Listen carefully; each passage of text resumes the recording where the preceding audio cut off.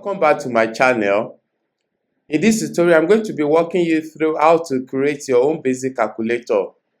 And the purpose of this tutorial is to teach you some basics of JavaScript, HTML, and CSS. So without further ado, let's get started. At the left-hand corner, I have a folder called Basic Calculator. So inside this folder, I'm going to be creating HTML file, CSS, and JavaScript files. So the first, let me call index.html. The second one is going to be style.css, and index.js. Good. Let's create the interface using HTML and CSS. I'm going to be changing the title to Basic Calculator.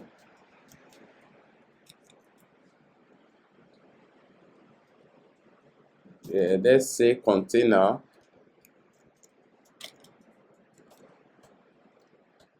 So inside this container, let's say calculator wrapper.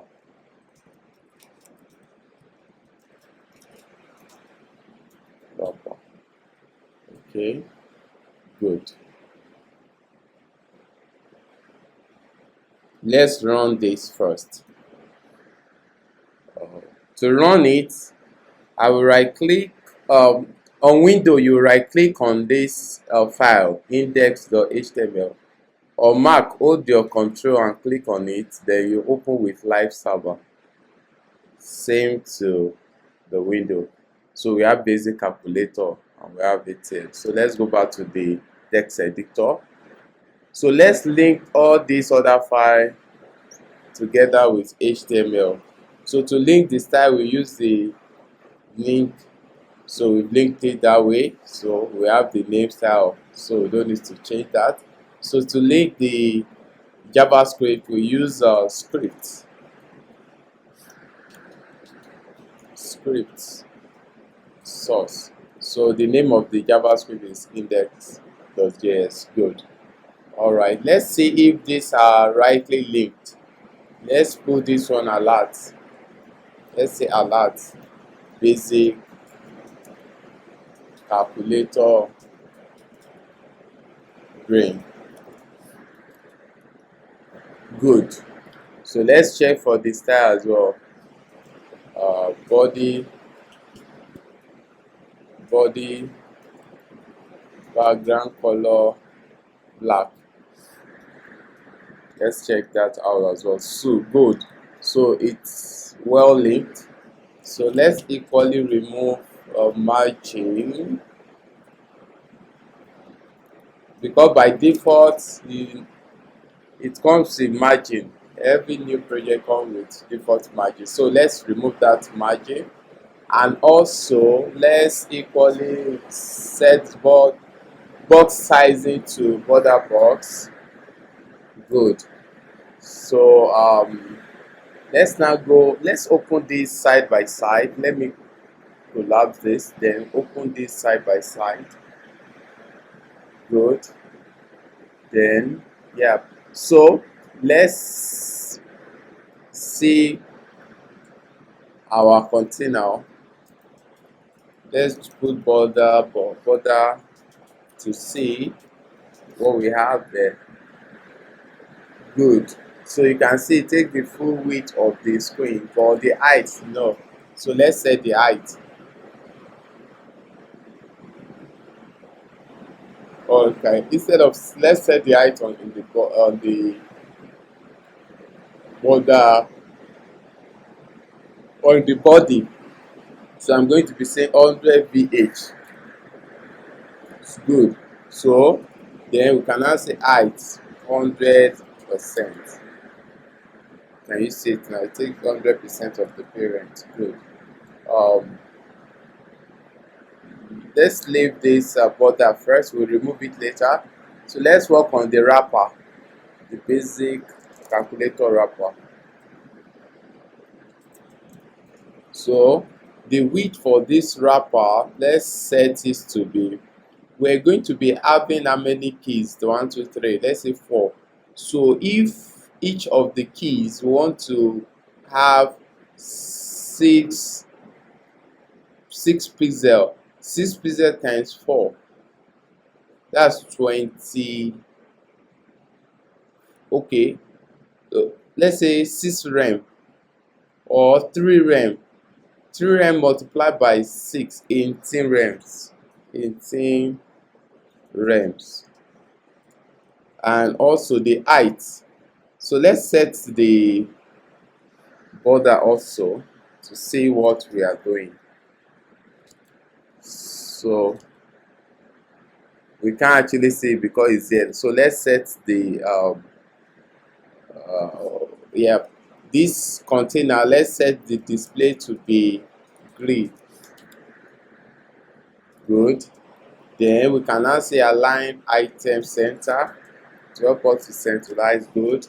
And justify content center, send it to the good. So now let's set the height. The width is this 18 rems. So the height now, let's say the body, each button too we have 3 rem also. We want to have a square button. So we have 1 row, 2 row, 3 row, 4 rows. 4 multiplied by 4, 16, plus the view that the number is going to be displaying. 12 plus 4 times 4, 16. 16 plus 6, that's 22 rem. So let's see that. That's the height. 22 rems. Good. Okay. So first and foremost, let's set the display. Oh, let's remove this. Let's comment it. Comment it. Good. All right. So let's set the display where our the input will be displayed. The numbers typed will be displayed. Display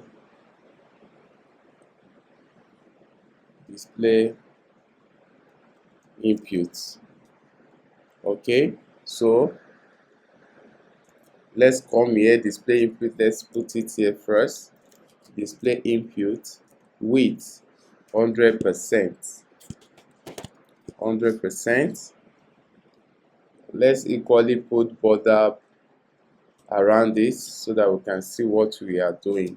Solid and blue. So let's see that. Good. So the height is going to be 6 rem. Good. So that is the height. So the other part is going to be for the button. So but for the button, let's group them. Let's say dot group, let's say buttons. That's plural. So it's going to group the button for us. So let's go there. Let's say buttons width 100% too. The height is going to be, if you subtract 6 from 22, we're going to have 16 rem. So that's 16 rem. So let's put border box also. Border around that so as to see what we are doing as well. Let's use green. Good. Okay. Now let's put the button inside this place. The buttons. So the group button, we're going to be having, let's say, let's group number separately, and yeah, number separately. So I'm thinking on how to achieve that. Okay, operator separately, number separately.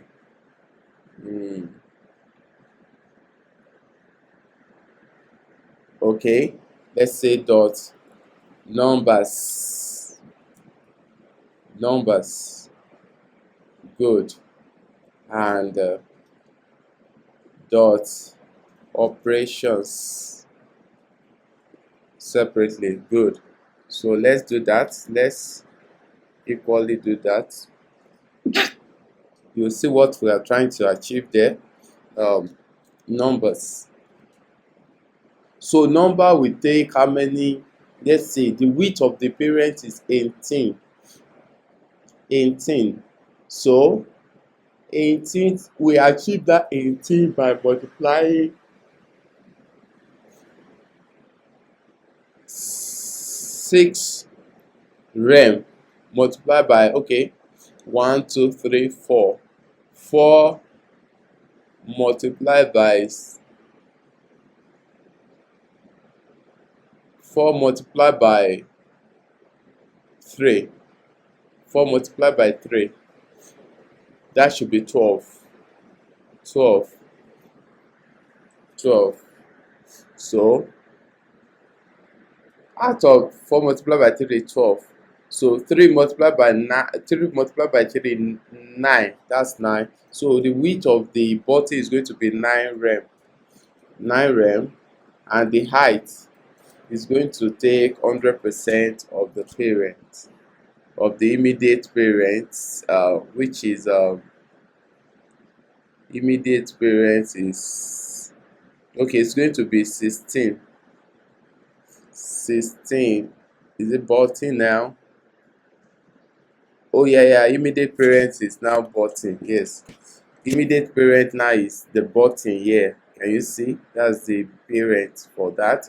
So let's put border. Let's see what we are doing as well. Good. But I think we can expand this a little bit. So let's make the button to be 4 rems.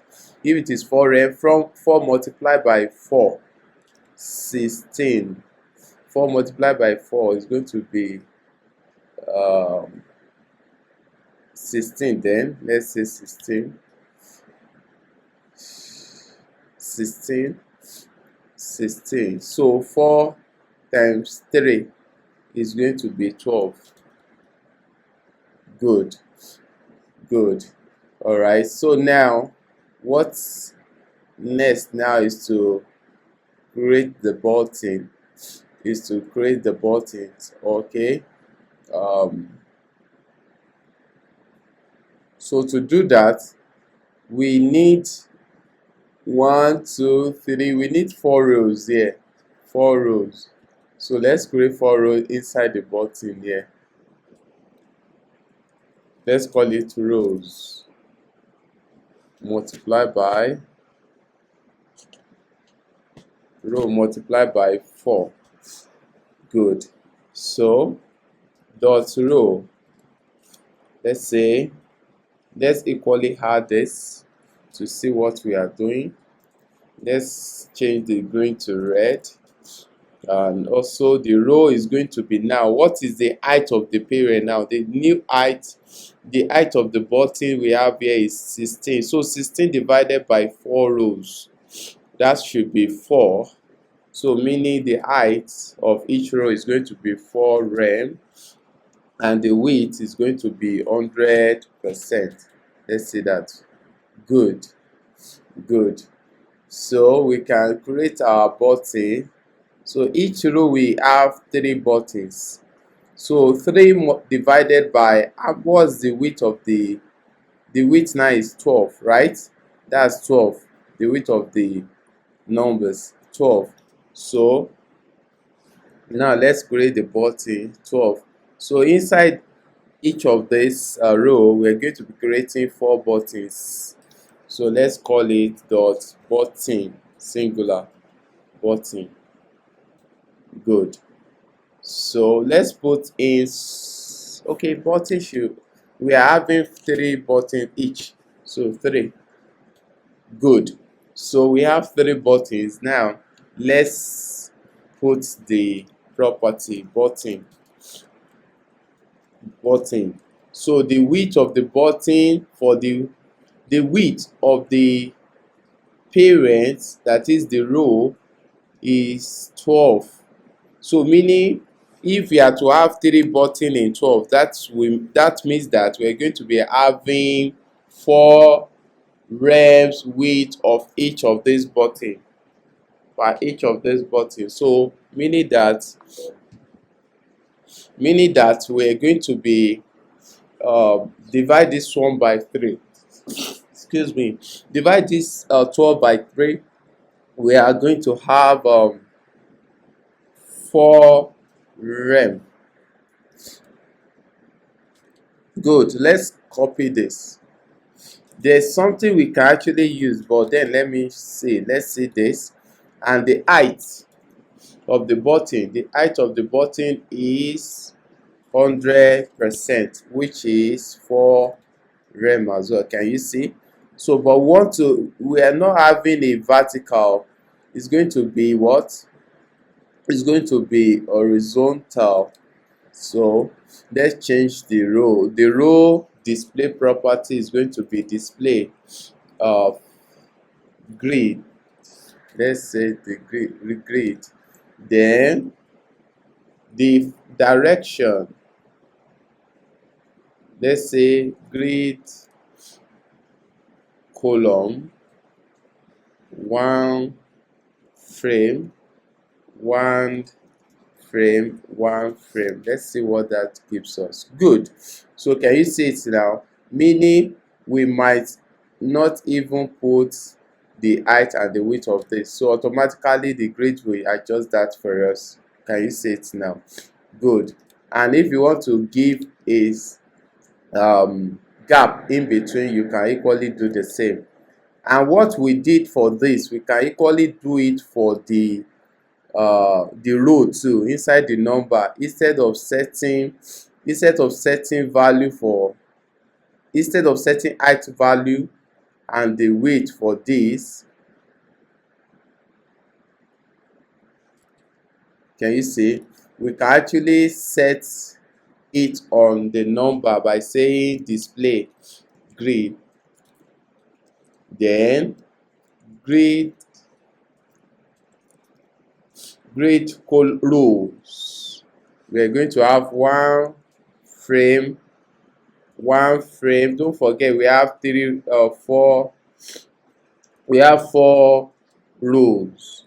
So that is to say we are having equal sizes for 4 rows. So can you see it now? Good. So then we can set margin gap. We can set gap, row gap and column gap. Let's use this gap first. Let me see what that will give to us. Let's say 0.5 rem. Let's see. Can you see that? 0.5 rem is too large. In case you want to have space in between that, then in between the button as well, if you want the gap, you can do the same inside the row here. Put the gap. Can you see it now? So we can remove this now, the border. Can you see? If I remove that, you will be able to see it very well. Can you see it now? It's getting nicer. Okay, let's put padding round about our button. Is it button now? Yeah, button. Let's put padding.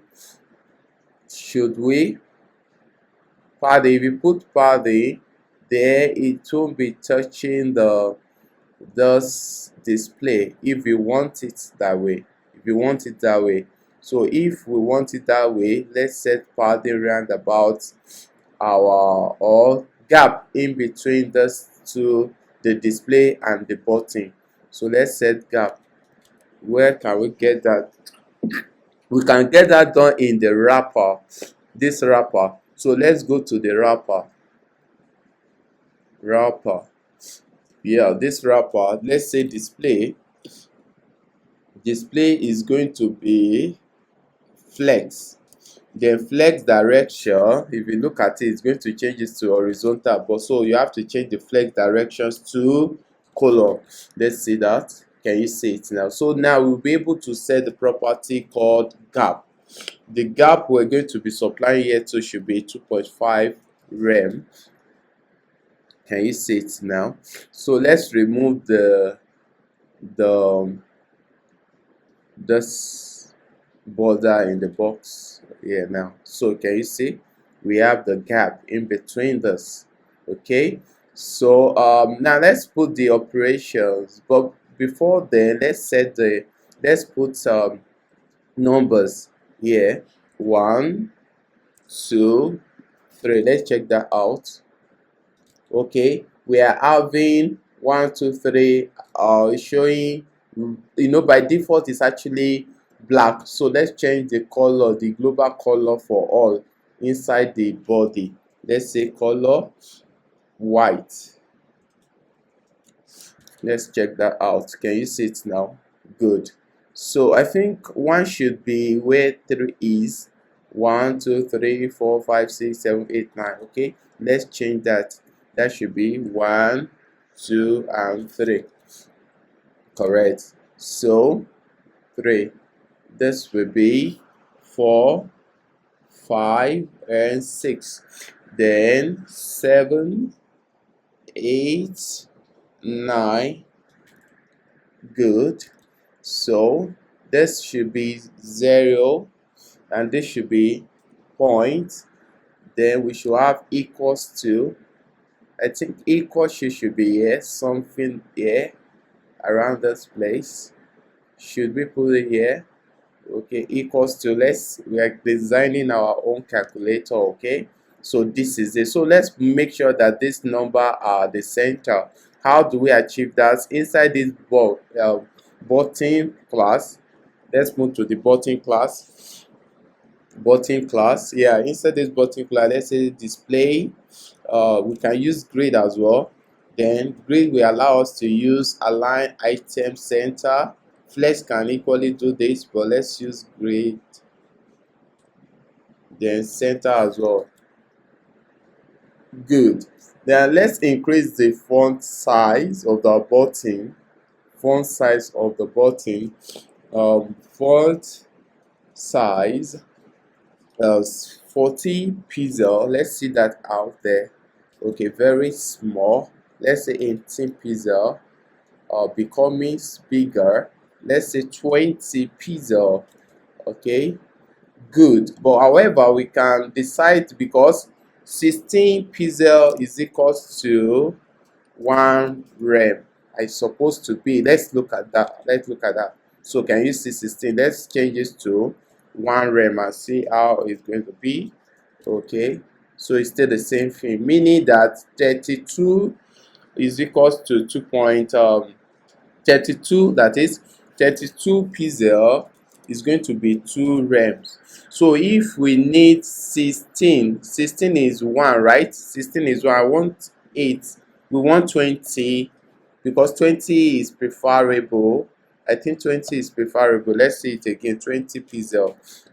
20 pixel is bigger and all. So meaning we have 16 plus 4 pixel. So that 1 rem.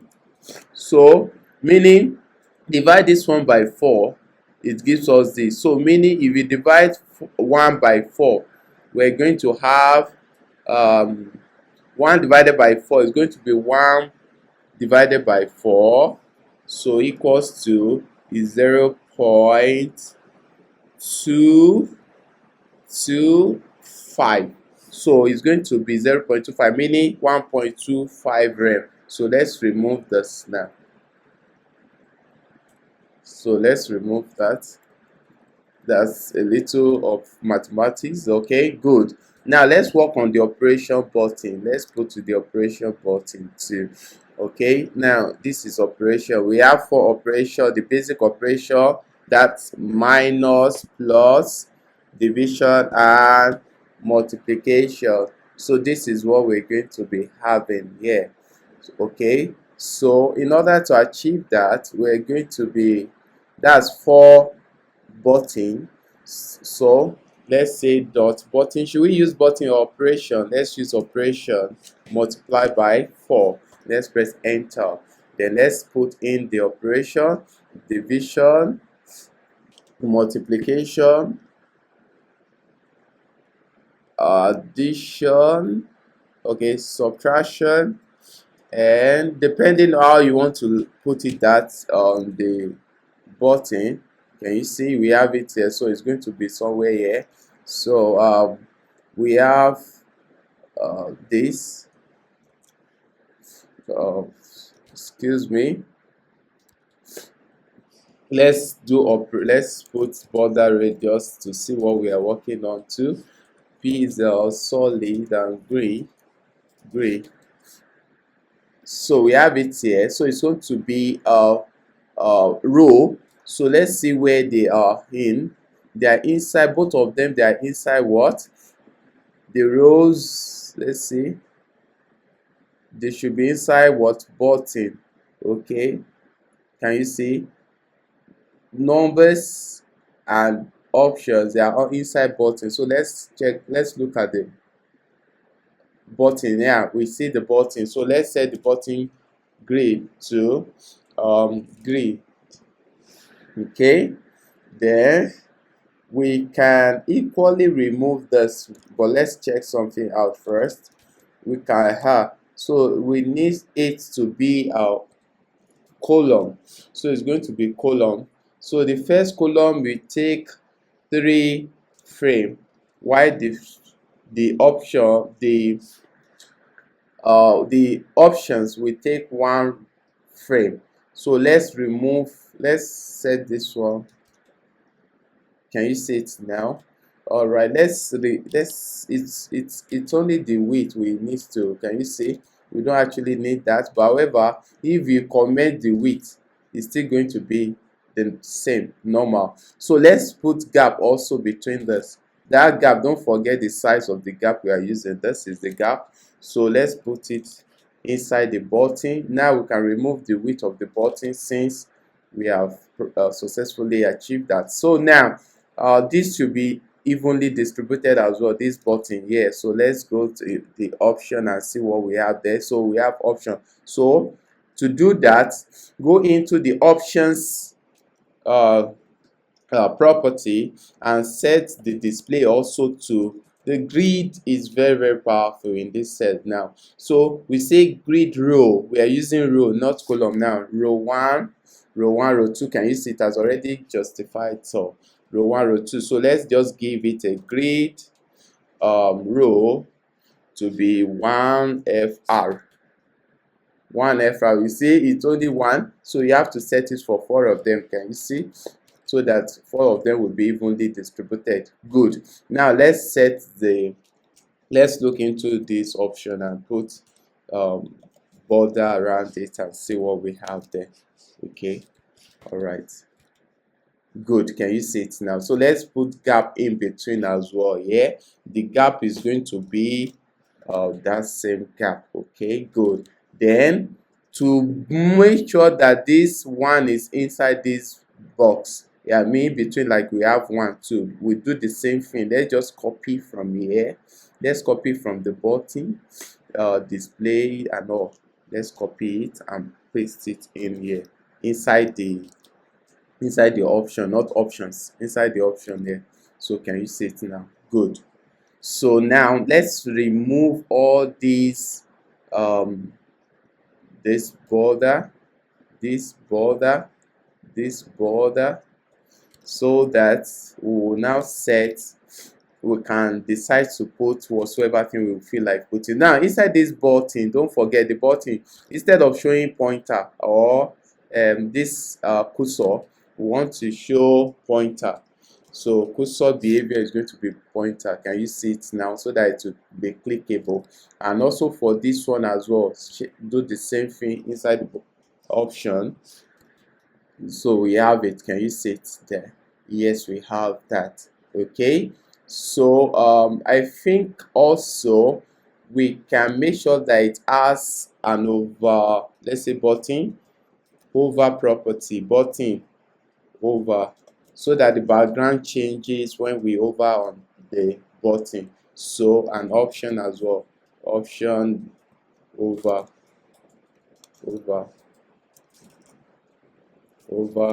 then let's say let's do something of this nature. So let's put background color. Let's put some everything is black, you won't see the effects now, but let's put opacity so that it will help us see the difference. Okay, we can still see the difference, so let's change the black to something of this nature. Let's reduce. Can you see it now? Can you see it? Can you see it now? Can you see the over effect? Okay, you see the over effect. You can equally reduce this opacity if that is too sharp. Can you see it now? Can you see it now? But however, let's increase this by reducing this a little so that it will not go far from black. Can you see? So let's increase the opacity here. Can you see? I think we can see the effects. Can you see the effect now? I think it's cool now. Good. All right, now let's set okay, this calculator wrapper. Let's set border radius on it as well. Border radius 0.5 rem. Let's see what that will give us. Good. And contain content. Contain content. So so that nothing will go outside that. Okay, can you see it now? Yeah, good. So we have the calculator. Now let's this the border, we can actually set, let's make it a 3D. So to make it 3D, we set border shadow. That's the calculator wrapper. So border shadow, let's say 2 pixel, 2 pixel and 8 pixel. Let's see what will happen there. So can you see, if I remove this now, if I remove this border, you are going to see, can you see it now? Can you see? So we are not using that white. Let's check this. Let's set the color to it. Let's give it that color. Good. Okay, no. B. Let's use the same color we use for over. Can you see it's not effective? So let's change. Let's change that to gray and see. Good. It's coming up. Yeah. So let's increase this. Okay, let's increase that. Good. However, okay, now let's give this one rem. That's 16 pixels, don't forget. And this one, let's give it 0.25 rem. That's close to 4 pixel. 0.25 rem. Let's see what we're going to have. Okay, can you see that? So let's increase this and see what we have there. Okay, let's reduce this and reduce this as well. So let's equally reduce again. Good. And let's say this is 0.5, depending on your choice. Okay, okay, let's say background. Let's see background for the wrapper. Let's just see something white. Okay, white. Instead of white, let me set it to gray color.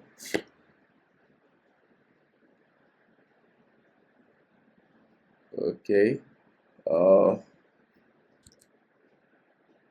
let's set opacity.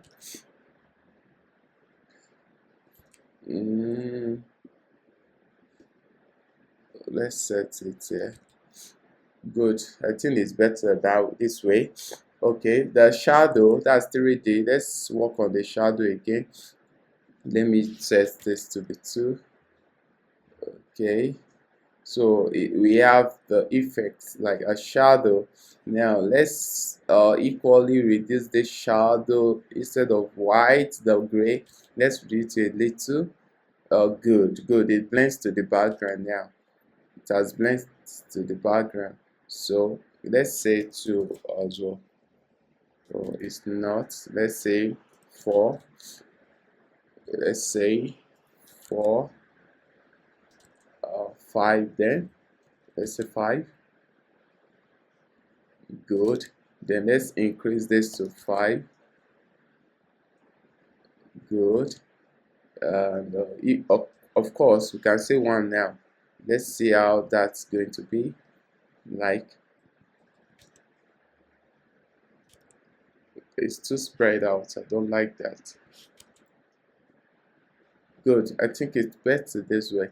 Or better still, we can remove the shadow and put let's put border. Border should take 1 pixel and solid. Good. It's okay. It's okay that way. Let's continue. So let's focus on the display also. We want displays to have value when you okay. Let's look at this calculator. Car. If you can see this calculator, if I enter 8 times 2, you can see the first one disappear, but we don't want that effect. We don't want that behavior. We want the behavior that when 8 is pressed, 28 is pressed, when you press minus, it should push that 28 up and another value should be inside this place. That is the behavior we want. That is, let me show you what we want. Okay, inside this display, let's say upper value, then we'll say main value. Okay, that should be this dot main value. Okay, now the display, where did you have that? Let's go back to it, the display property. So instead of setting the height, we're going to use display grid as well. Grid. So the grid is going to be a row now, row grid. So grid row. The first row is the upper value, so 1 frame. Then followed by the second value, which is 2 frames. It's going to have more height than the other. So let's set the property. Let's see. Let's put something around that. Upper value. So this 1 pixel solid and red. Let's see that. Can you see it now? So let's look for the other one, the other value. We can comment it if you want to have the same value for them, the same TL value, right? Yes, can you see it now? So you can see we are sharing the same property, which is border. So if you want to have something special, you can equally do the same. So we want the main, this one should have front size. Font should be, let's say 16 pixel. That is 1 rep. Okay, but for the an error here. So but for the main, we want a big value. Font weight size should be, let's say, times 2 or 1.5 rep of the other. So let's see that out now. Let's say 8. So this, when you press an option, it will push the 2 up there. Then the next value is going to be down like this. Can you see it? So this is what we want to achieve. Okay, so let's say display as well. Display should be flex. Then we'll be able to say justify or align item center. Let's see that out. Good. And I'll justify content is going to be hand or right. Let's say the height. Good. So but we are going to set padding, but this is supposed to be around this place, but we want to have the same functionality. Let's say we want to close it, we can equally add this close, minimize and maximize. Okay, so let's do that as well. Let's replicate this. So but we are making our home more sophisticated. When you press 9, when you press minus and 3, this one will push, the 3 will go up, like we have 8 minus there, and that's all. That's what we want to add to our own operation. Okay, so let's close that. Okay, now let's put padding roundabout there. I think this rate now we can increase it from 1 point to 3 rem. Let's see. Good, it's big. So let's say 2.5. Is okay? It's okay. So let's this one we're going to move it or put it there. Yeah, all right, let's do something. What do we want to do? Padding. Should we add padding to this? Now let's put the padding, since we have they are sharing the same property, padding, the same padding properties. All right, so padding should be, let's say 0.5 rem, and see what we're going to get. Can you see? It's cool now. It's cool. Let's see what does the padding they give to this one. I think it's even more. But however, I think ours is okay. It's okay. So we have the padding. We have the padding. So okay. So let's remove okay, something is like this is going outside their parent. So the parent now, let's set inside this place, let's say box sizing. So you will see the effect of box sizing now. It should box sizing, border box. So it should, we don't want it to go outside the parent. So the parent now, what we do is display. Okay, we're going to remove this height. Is it the height? Yes, the height. Good. Can you see it now? It's the height. So we don't actually need this anymore because we have set that initially. Can you see it? We have set it initially here. So any element is going to get that reference. Okay, so now what again do we need to do? Let's remove this display. Let's remove that. We've removed that. We can equally remove this width because by default it will take that since we are using grid. Okay, then this we can remove this as well. Can remove that as well.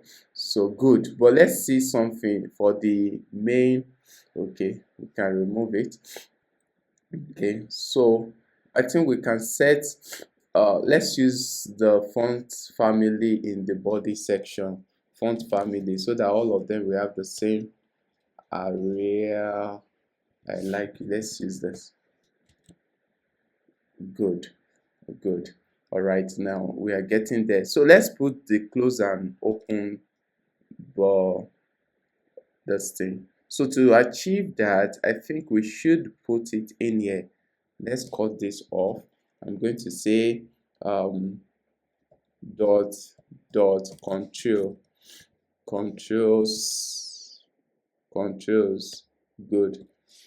So let's paste that and let's now put the controls. Okay, controls. Let's say controls like this, controls like this. Then this, let's just remove this and say upper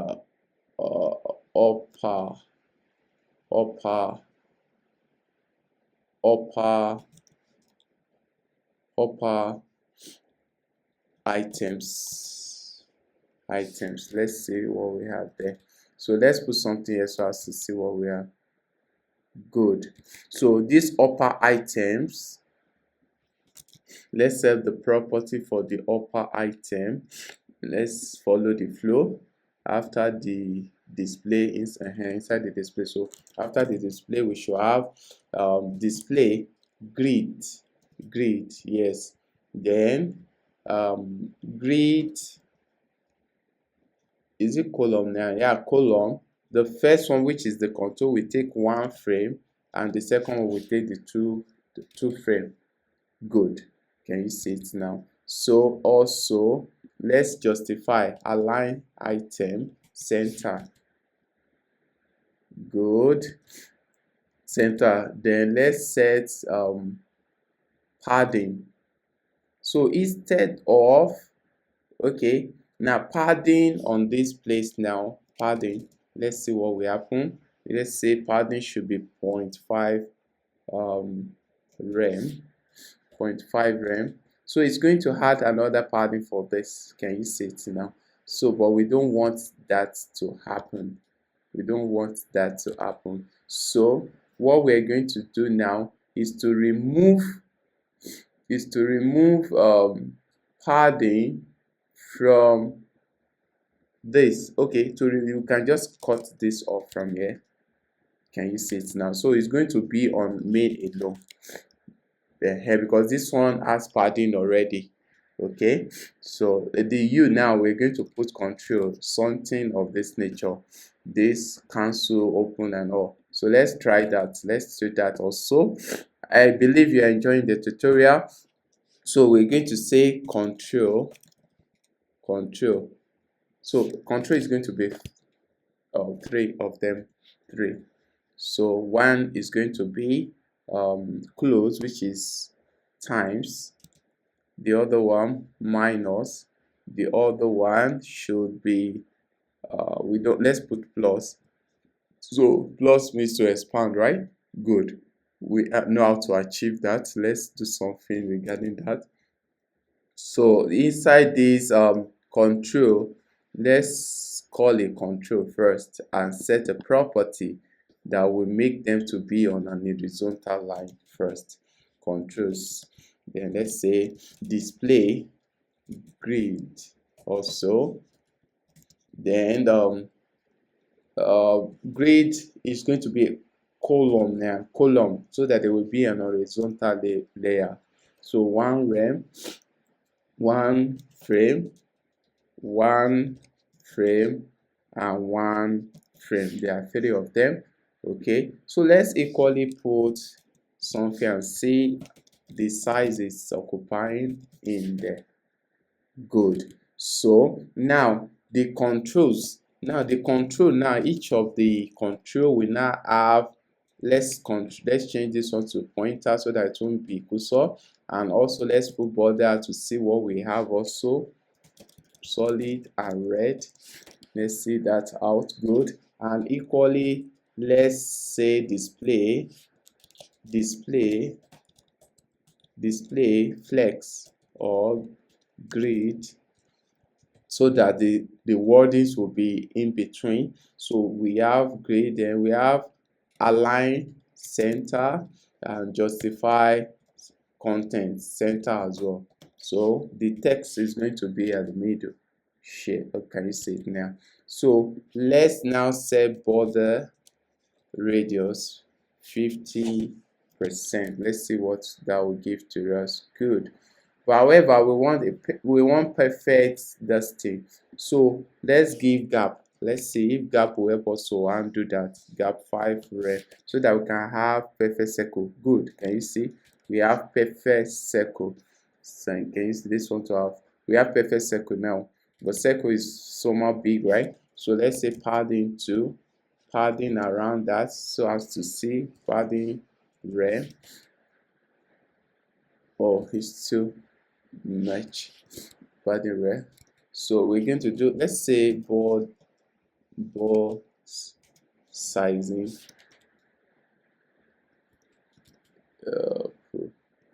Okay. What we do, let's do something of this nature. Let's remove this padding, but inside this control, let's set width and height. Width and height. The width, we should be, let's say 4 pixel, and the height, it should be 4 pixel. Let's see if that will give us, oh, very, very small. Okay. Let's change this to 1 rem, and 1 supremacy. Good. It's like we're getting there. So therefore we don't need this. We don't need, so we can say flex. Let's use flex. So good. Flex will help us to achieve that. Now what do we need? The gap. I think the gap is okay. Then the this should be width should good. So it will not follow this again. So we can put 0 frame. So we don't need to set the value. So we can set it to 0 or 1. Anyhow, it will still work perfect.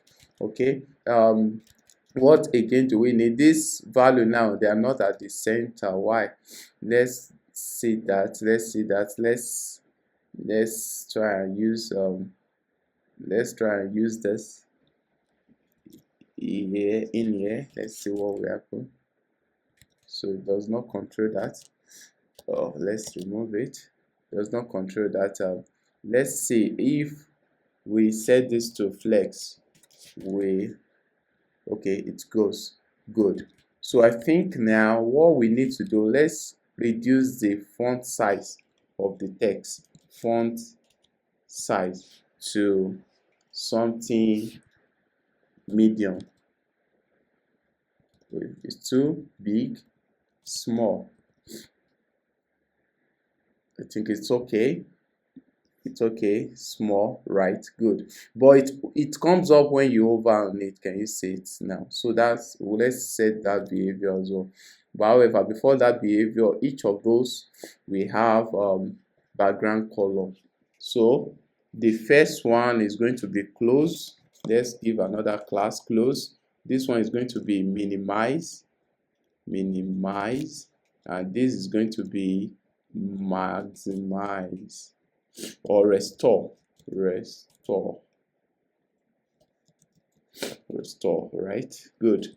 For the close, it's going to be background color black, red rather, light coral. Good. Let's use that. Let's remove this. Good. And the second one, which is minimize, is going to average, let's say yellow color. Let's say light yellow. I think we can close this. Light yellow. Let's see light yellow background color. Light. Do we have light yellow? I suppose we don't have it. Okay, let's look at that. Okay, we don't have light yellow. Let's type in the yellow ourselves. Yellow. So however, it's too sharp. Let's see that. Can you see? Okay, let's set the text color. You know, it's white initially, so let's set it to black so that we'll be able to see. Can you see? This is black actually. So let's see that in action here too. Black, good. Black is good. Black, okay. And also restore is green. Dot restore is actually green. Background is green. We have light green, do we?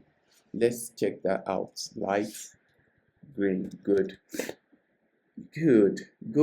So but this text is not going to show until we hover on it. Okay, so let's do that. The trick I will use here is to set the colors to none. Let's see if we have none.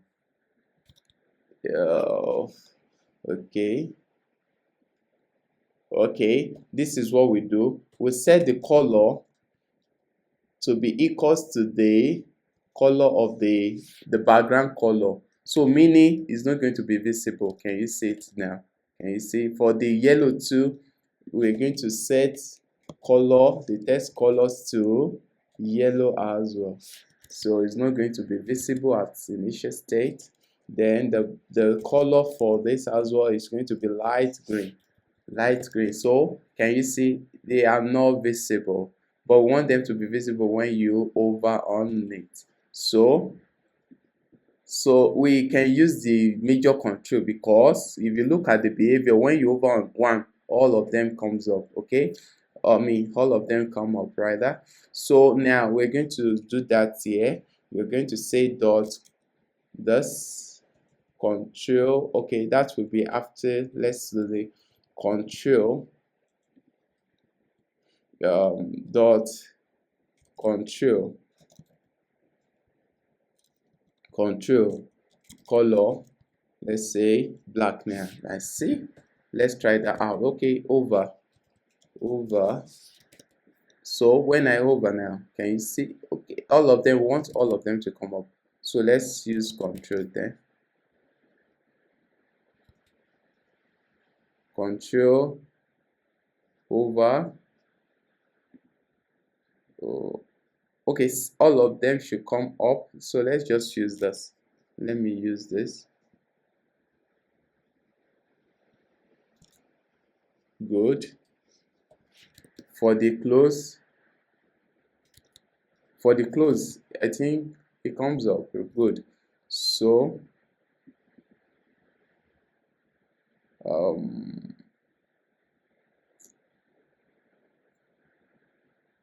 okay, let me try something. For the close, for the minimi over, I want to check something out space. I don't want this behavior. I want to replicate the same behavior like this. Okay, so that all will come out once. So I think this is what we do. Remove this, and remove this. Then over, it's going to be controls,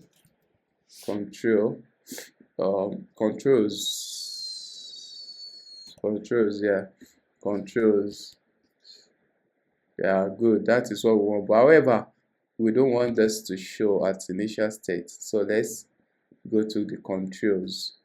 So controls, and color is going to be let's say light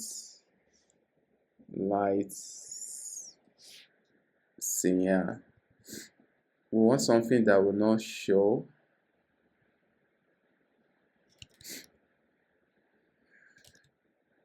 Okay, this is what we do. Opacity, we're going to set it to good. Yes, we achieved that. Good. Are we following? So we are done with the interface. So we're going to be working on JavaScript now. So I believe you have learned something, HTML, CSS, and JavaScript, right? Let's put our name on top of it, right? Let's put the name of the organization on top of it, okay? Okay, before then, let's continue. We're going to do that later. First and foremost, let's work on close. If we close, we remove the old calculator. But let's go to the major thing. Major thing is to let's work on when we click on the JavaScript now. When we click on this 1, 2, 3, wherever, and all these things, it should give us it should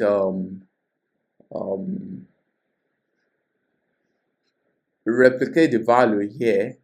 It should show it here first. Let's work on that first. Okay, let's do that first. So let's close this style and let's open our JavaScript. So first and foremost, to get the element, we need to search for each element. So to search for each element, we use query selector, that is document, because JavaScript uses dump, meaning document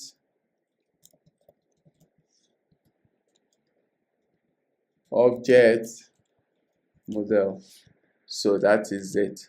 Okay, so to get that, it recognizes HTML file as document. So dot want to query it, search the want to search, let's search for the first one.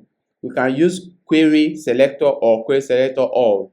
When you have many class, you can use query selector all, but when you have a single class, probably like this one, we have a unique main display, you only have one, so we can use query selector, then the name of the class dot main value. So main value. So let's do something from JavaScript. Let's set the value of the main value. You know, main value we have 3. Let's remove that 3 and see. Can you see it removes? From here, we can actually set, let's say by default we have 0. Okay, like this calculator now, by default is 0 displays. So let's say we have 0. So from here we can, from JavaScript, we can change the value. That's text content is equals to, let's say, 35. Let's see what will happen. Can you see it now? So that is how to work around that. So before then, let's just get all the elements. So we say for this one, let's call an object that we hold it. Let's say cost variable. Let's set a variable cost main underscore value is equals to this. And the second one, which is the what, the upper value, don't forget, we call that cost what, let's call it cost upper value. Cost upper value is equals to this. Okay, can you see? Good. So it's a good practice to put end of statement. Now let's get all the button as well, the number button. So inside the number button, we have what we call buttons. Can you see? Buttons. So we can get all the buttons. Let's say cost buttons. So but this button is going to be collect all the buttons. Can you see? But not the plural buttons. Can you see? But button, this button has many class, you know, the class is replicated for each value. So let's say, let's do something of that nature. Let me show you what you're going to have now. Let's print that button out of the console and see what we're talking about. Let's go to the console and open our console. Yeah, good. You can see it's even responsive. Wow, it's responsive. You can use it on your mobile app, okay, or your phone rather. You can use it on your phone. So can you see the button we printed out now? Can you see we have access to 0, 1, 2, 3, 4. So it's in, this is the count, is like a list. So and we start the counting from 0 to 11, meaning we have 11 buttons. 1, 2, 3, 4, 5, 6, 7, 8, 9, 10, 11, 12. Can you see? We have 12 length. Can you see? But says from 0, 1, 2. Let's see the index 0. What do we have there? Let's see the value. What we have in that place. Like, can you see the dev dot button? Let's see the value we have in the first button we open. So the child, I think we should see it in here. Target. Let's see the target. That's each of this the button has properties. Can you see that is associated with them, the method and also property? Okay, can you see now? This is the inner HTML or inner text. So inner text 7, that is the first index is 7. So meaning that the count, the first object is this, the second object will be 8. Should we check that out? Let's check it out. Let's check it out. 8.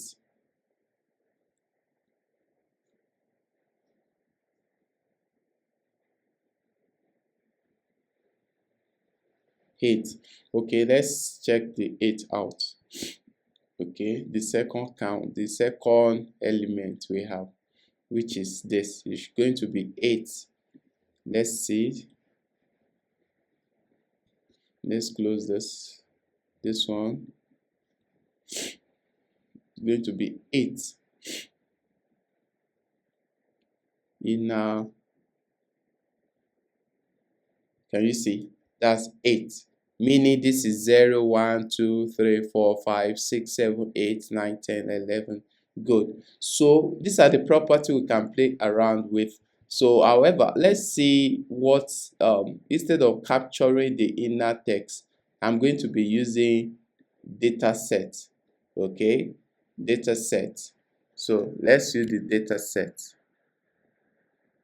So each of this is going to have its own data set. Let's say data, then I'll say value. So the value is going to be 7. So instead of using inner text or whatever, so let's look at that in here again. Let's refresh. Good. So let's check the element number 1. Let's check the data set. The data set is going to be going to have 7 now. So the data set, see, yeah, the here is data set. Click on it. Can you see the value was 7? So let's replicate it for all of them. Then the value is going to change based on what the user presses. 8, 9, 9. Okay, let me select in bulk, then change the value appropriately. 4, 5, and 6. Is that correct? Good. Let's do that for this also.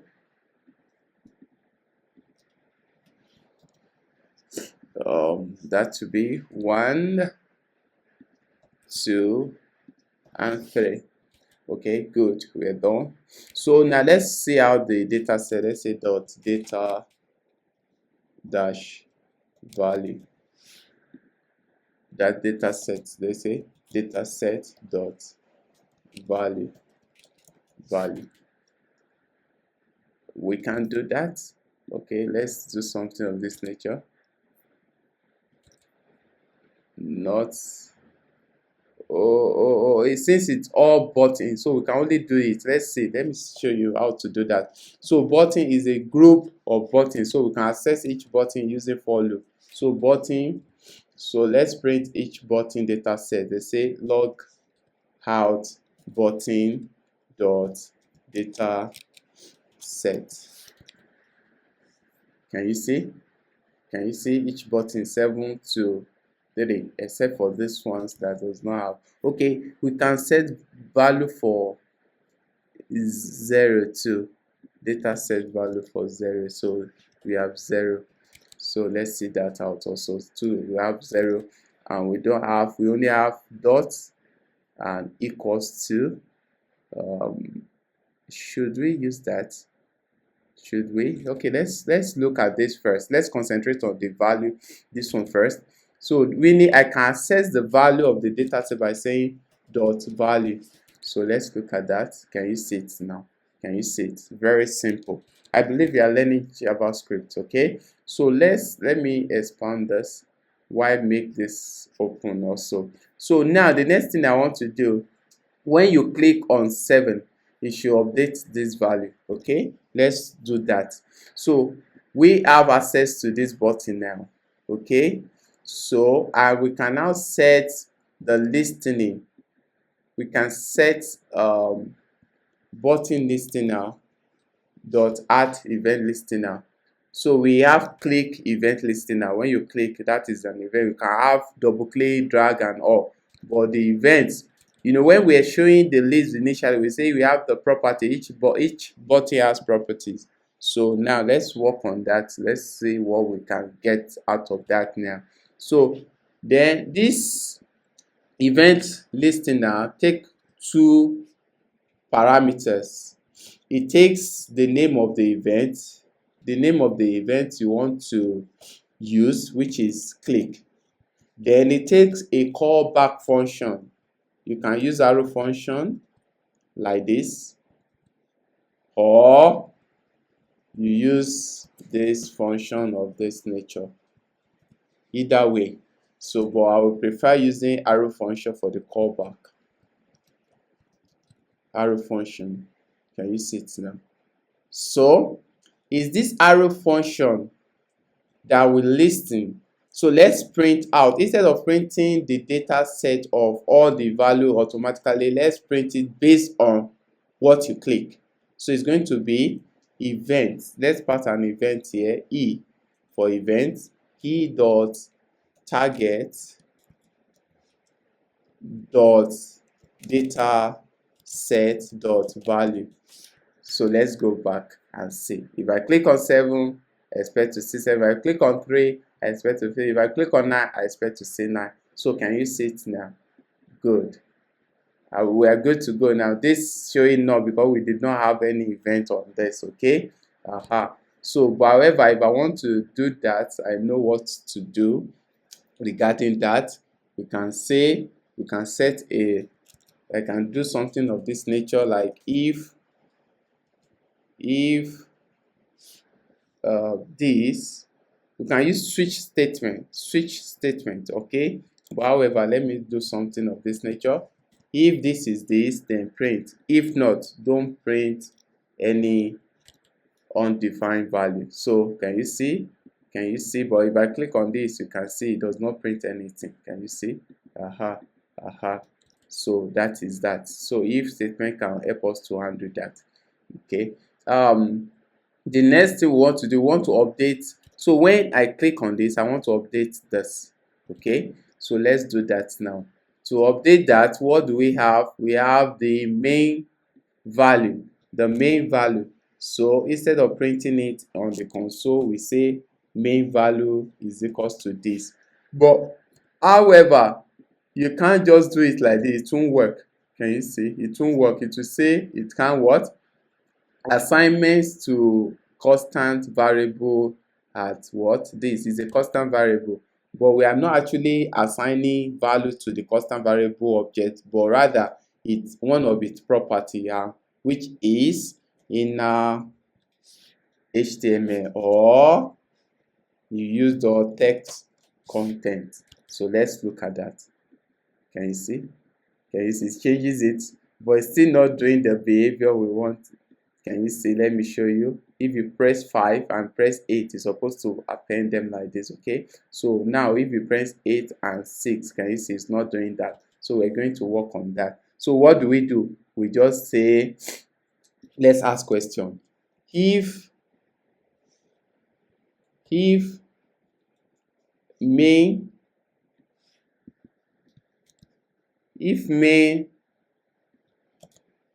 dot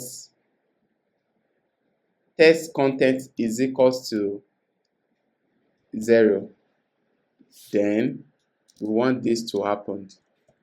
Append this. Let's go and see. If it is 0, when I press 8, it's going to change. But now if I press 9, it's not going to do anything. Can you see it now?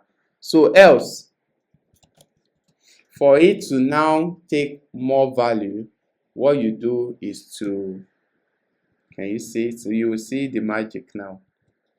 Comma, you say plus. I think we can minimize this so that you can see what I am doing. So now, can you see plus? This one does not have plus. This one check when it is initial value 0, then just add the first value. Okay, we don't want to append the. I will show you the effect of that. Okay, in a second. So now this is it. If I click on 8, can you see? If I click on another value, 68. Can you see? Come on. Oh, let's go there. Are you learning something? Can you see it now? Can you see it now? Can you see it now? Good. Now, we're supposed to have a clear button too. Oh, how do we go about doing that? I think I need to create another row on top here, so that we can clear it like we have here. but as it is now, let's just leave it like this. Can you see? So that when you click, you can clear it and reset it. So it's a reset button. So small c, maybe I will put it somewhere.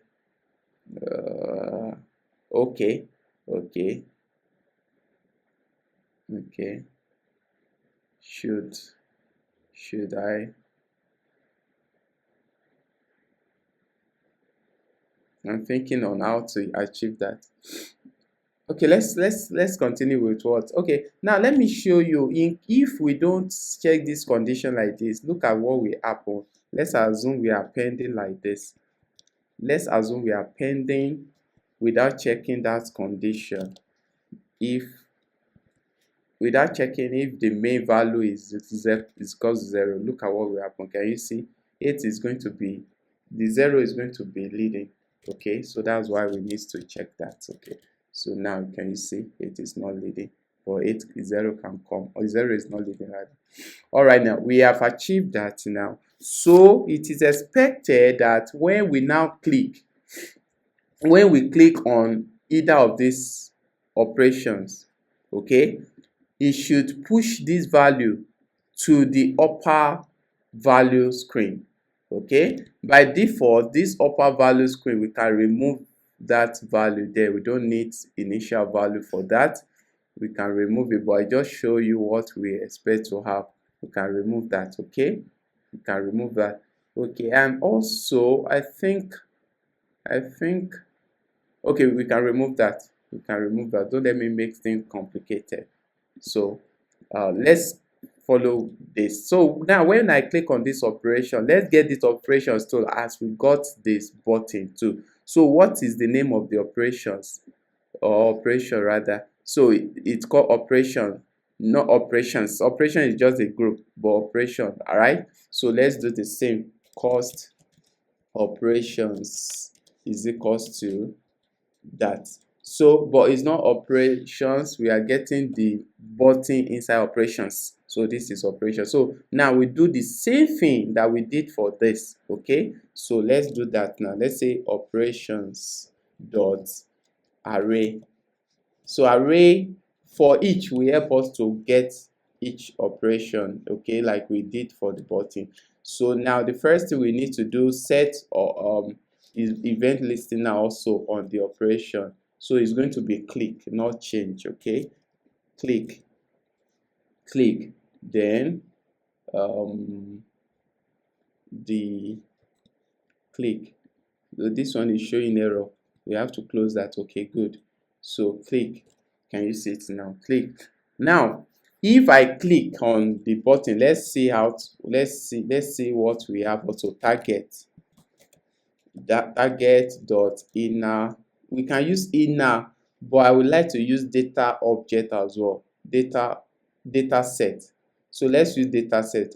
Should we? If you use text content, you are going to have the same thing. Look at it. Can you see? Can you see? Can you see? Can you see? But I would prefer using data set. Okay, let's use data set.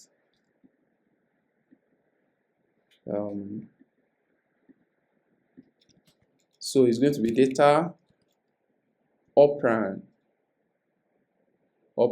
Let's call it operation is equals to divide. The first one, divide, multiply, minus, and also plus. Okay, so let's see that out. Let's say to do that, to get access to it, we use, I believe you now understand that. So value dot is not value, we use what? Option. So let's see that it will show us undefined. Can you see?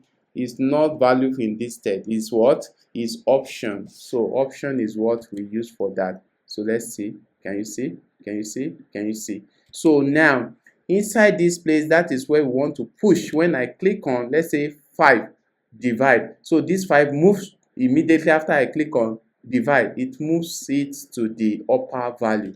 So let's do that. Let's do that. We'll ask question.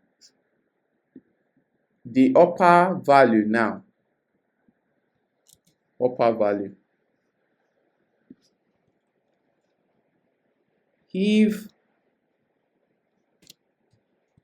upper value, that's upper value dot, don't forget this way we got the value in text, text content is equals to empty. You know it's actually empty now, it's empty. Okay, so we want to set the value to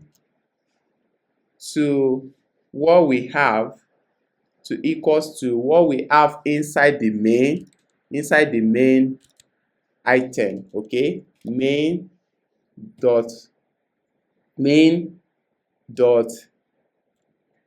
text content plus, you concatenate, that means concatenation. Plus is a concatenation, it's polymorphism. It can be used for addition, arithmetic, and also concatenation. Then append the option clicked to rate. Let's see it. Option click to rate. Let's see. So let me expand this again so that you see what I'm doing. So can you see this is it? We check if it is empty. That is, it's empty now. Then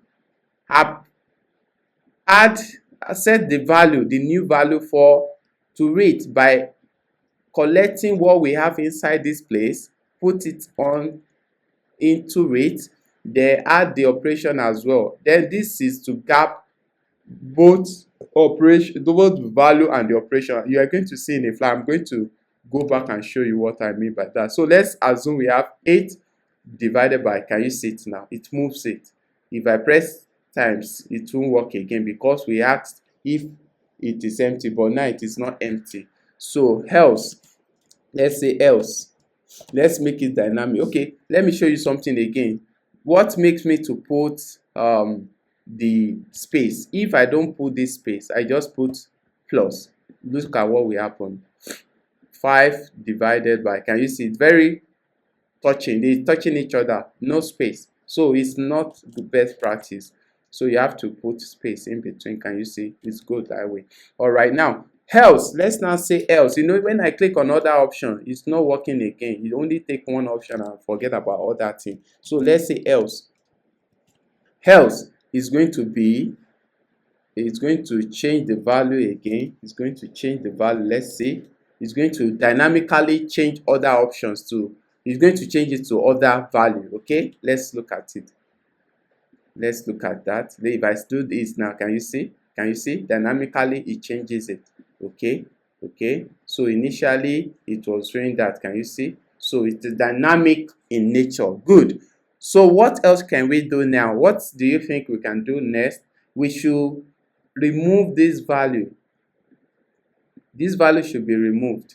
So if we clear this value immediately, okay, if we clear this value, when we click on, let's say 5, let's refresh again and see what I'm talking about. When you click on 9, multiply by, so we are expect to enter another value here. Are you getting it now? So if peradventure we clear this to be 0, look at what will now happen. Let's say after we capture what we have here. So that is why I would want us to keep the value. Let's set a property here, up here. Let's call it let a variable, a local variable. Let's main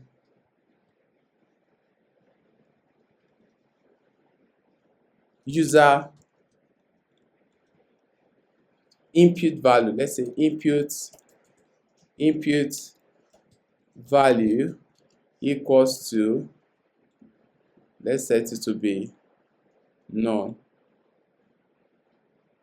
Let's set it to be nothing. Okay, nothing. So in this stead now, instead of us casting the value directly from the main, we'll cast it into that variable. It will help us to hold it so as to recur to it later if we want to use it, even when we have cleared the button. Okay, input value. Okay, so this one too is going to be input value. So by then, having gotten, captured that, you know it's not going to be inside this place, it's going to be outside. Yes, outside this place. Yes, so we can now clear the button. When we click, we can now clear the main value whenever we click on the operation. So this one will go outside there. Good. So when we click, automatically it cleanses it and reset the value to 0 back. Okay, let's go back and see that 9 times. Can you see it now? Oh, it changes the values to that. So I think what we need to do now is to where can I do? Okay, it should be outside. Okay, this value, this let input entrance should be, let's put it as a global variable. Yes, so but it's going to be captured. It's going to be captured where when it supposed to be captured? Yeah, inside this place. It's going to capture it inside this place. So that is input value equals to that. Then after which you have captured the value here, then you can reset this one to be 0. Let's see what will happen. Good. But when I press on this one again, it resets that to yes. So I want to see what we need to do. Okay.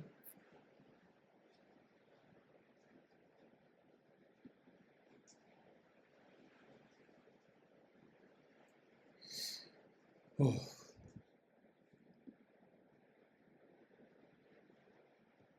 Okay, let's do it this way. Let's remove this because it's set the property when it is 0. That is when we want to set. When it is empty, that is when we want to set the value. Okay, so it's going to be this. Then we clear we'll clear it when it is empty. But when it is not empty, it's not going to be clear. This is already been set to 0. Yeah, it works now. Let's see. Good. If I press another option, can you see? Good. Good. Can you see it now? It works. Then we can set another value. Can you see it now? Okay. If I press another value, if I press an option, you can see it can't go. It will only change this value for us. Okay. Good. Once this is, let me set a value and let me put another options here so that this will not be pressed again. Once we have pressed this, it's not a deal again. So once we have entered another value,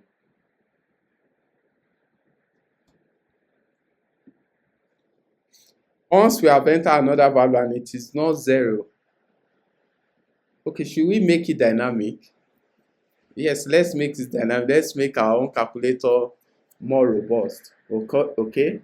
So once I click on 9, and probably I was supposed to press divide, so I can still do that. Does that make sense?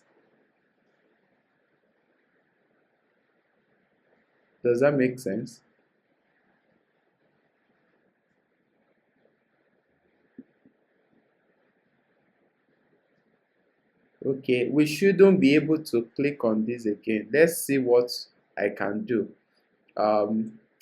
If this is not empty, let's see if this is empty, update the value.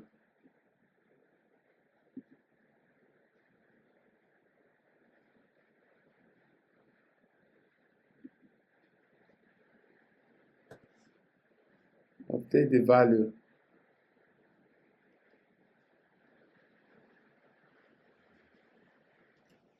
If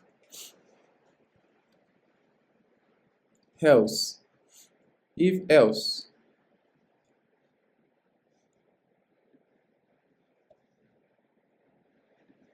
else if, else if this is not empty, it's not empty,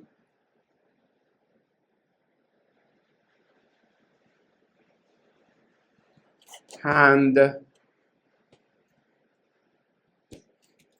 may is not equals to 0. If it is not empty and may is equals to 0, do this.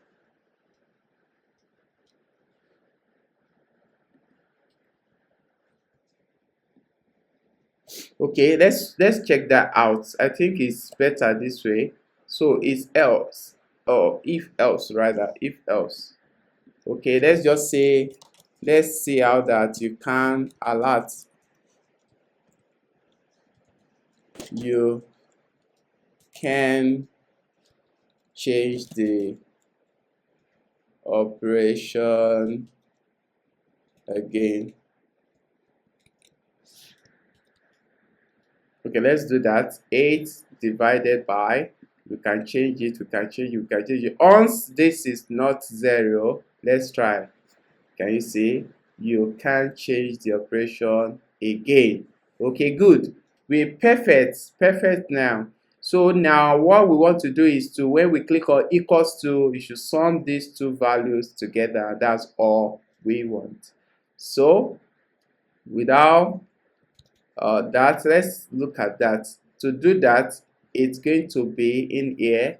Remember, we use the same class, okay? We use the same button, right? Or we can just get the value of the add. Let's say let's add a new class, add. Let's say this one dots, okay? We're going to work on that later, but let's work on the add, or equals to, equal to button, equals to button. So equals to button is going to add the value for us, okay? So let's do that. Equals to button. So I don't want to make it more complicated, so let me do something simple for us. So let's say cost equals to button. I believe you are learning something. If you are learning something, click on the like button and also subscribe to the YouTube channel so that this tutorial can reach more people. Okay, thank you. All right, now let's look at that. Let's say dot equals to button. So equals to button event listener. Let's add event listener. Let's say equals to dot add event listener. Then it's going to be click as well. Click. So but we want to check if there are value already. There are value already in the two display now plus this. We don't just want to add equals to when there is no value in here or here. So if you look at the operation we have here, we have 6 minus 2 is until we have the, can you see when you press this one is still operating. This is bias, you know, it's not cool, it's not cool enough, it's not cool. We don't want that behavior. We want the behavior equals to, then show me the value. then the value can be here. Then you can still go ahead and do another operation on the new value gotten. So let's take it one after the other. Okay, now let's go back again. We check if there is a value already. So meanwhile, let's us equally capture the current value, the value. Okay, okay, let me show you something. Let's check for the condition. If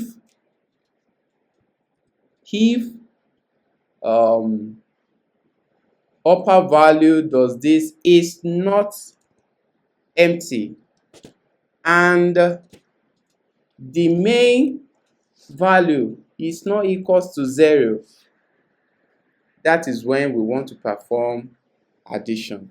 Okay, else let's just give alert to the user that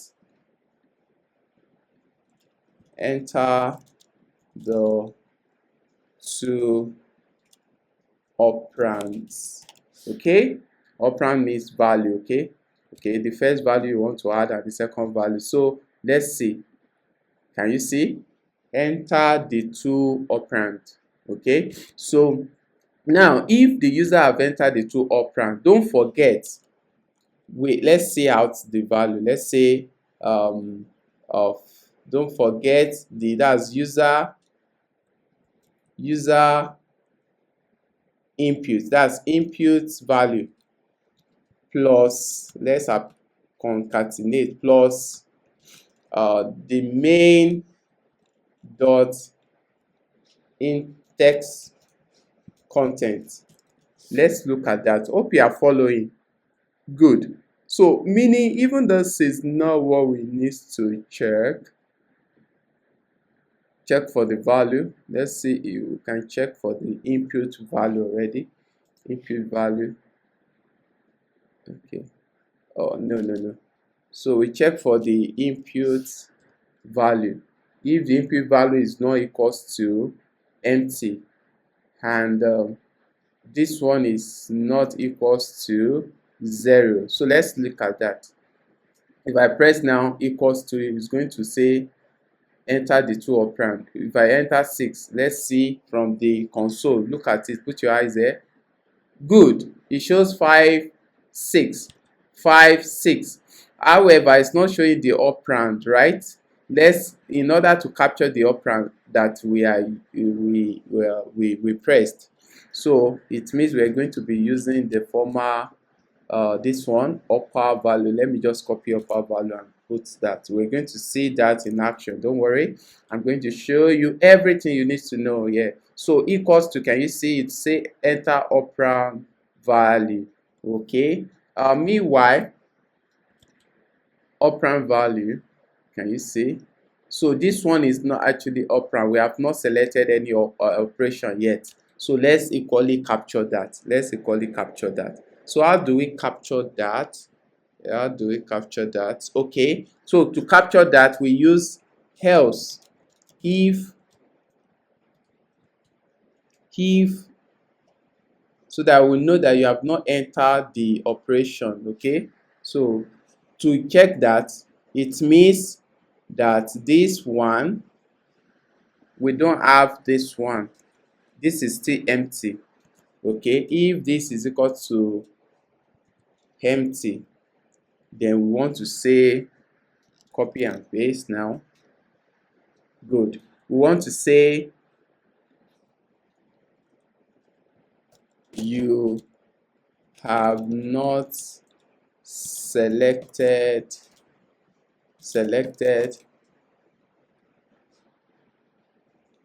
any operation yet. Okay, you have not selected any operation yet. Can you see 8? If I click on this, it's going to tell me you have not selected any operation yet. But if I click on addition, if I click on this now, it's going to say enter the second operand. So can you see it now? It's very cool. Now we can now add the two together. Can you see? 9 multiplied by 6, which is what we have pressed. So if we look at it again, let's see it in action. Let's say this, and we change. Oh, it's not multiplication, it's division. Can you see? Let's see if that one will work for us as well. Can you see? Good. So we are good to go now. Now let's work on the operation. Let's work on the operation. We can do this in two ways, but I don't want to complicate things for us. I don't want to complicate things. I don't want to complicate. Okay, so for me to not complicate issue, it's cool that we work on this now. We can get the value from both display, right? So don't let me make it more complicated. So let's do that. Let's get the value from each of these ones. So first and foremost, if you look at this, we are going to be splitting. You know, the upper value carries number and division, operation. Let's see. Can you see 9 divided by 5 equals to, can you see it carries this? So we want to split it, the value and the operator. So let's do that if we can. So I know we can do that now. Okay, I'm going to be splitting the two. So first and foremost, let me say, to split it, look at it first. Let's print it out there. Dot split with what? Space. You know, we put space in between them. Let's look at what will now happen. 8 divided by this is equals to, can you see we split it? Can you see we have splitted the two values? So meaning to access the first value, we have index. If I say index 0, it's going to give me the value the first value, which is 9. Can you see it now? So we are good to go. So meaning that the first value, you can say let first value equals to this, and the second value, let operator up equals to, that's operation, equals to the second value, which is this. Okay, now let's print the two out. Let's see it. Hope you are learning something. Okay, so let's do that. Let's say first value, we don't do that again, it's just value, then comma, and the up. Let's see what will happen there. Let's see. 69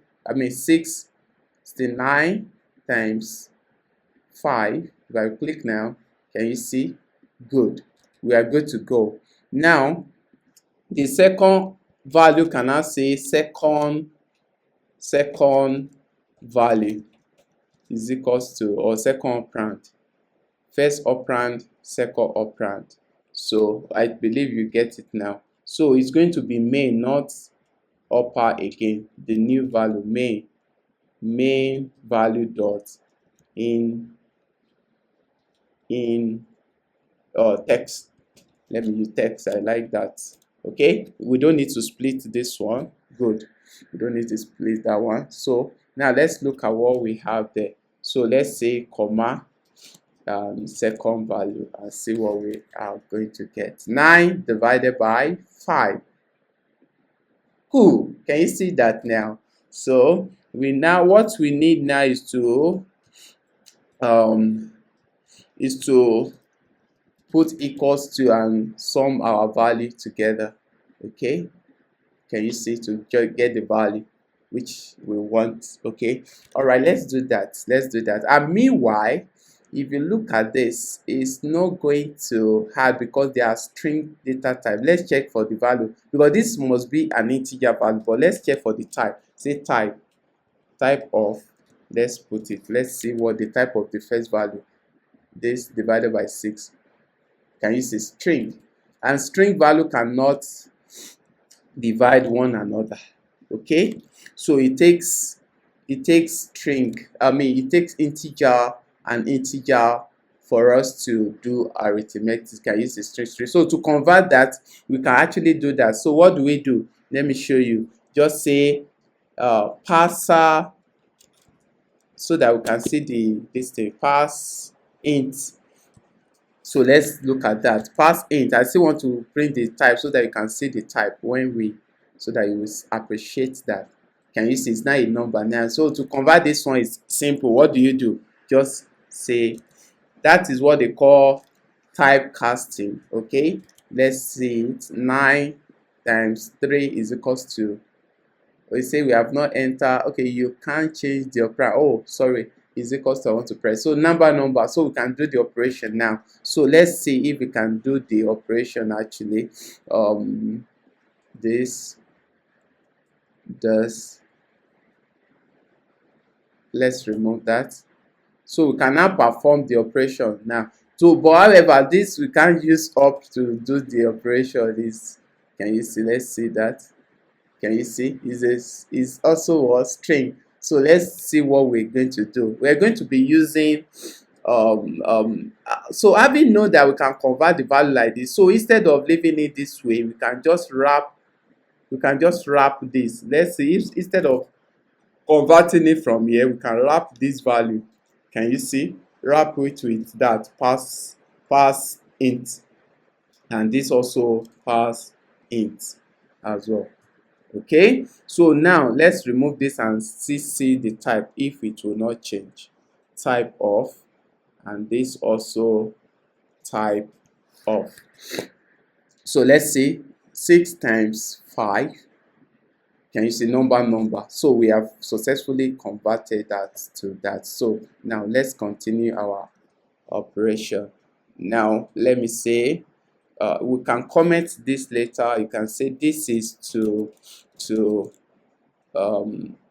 get all value needed for the operation.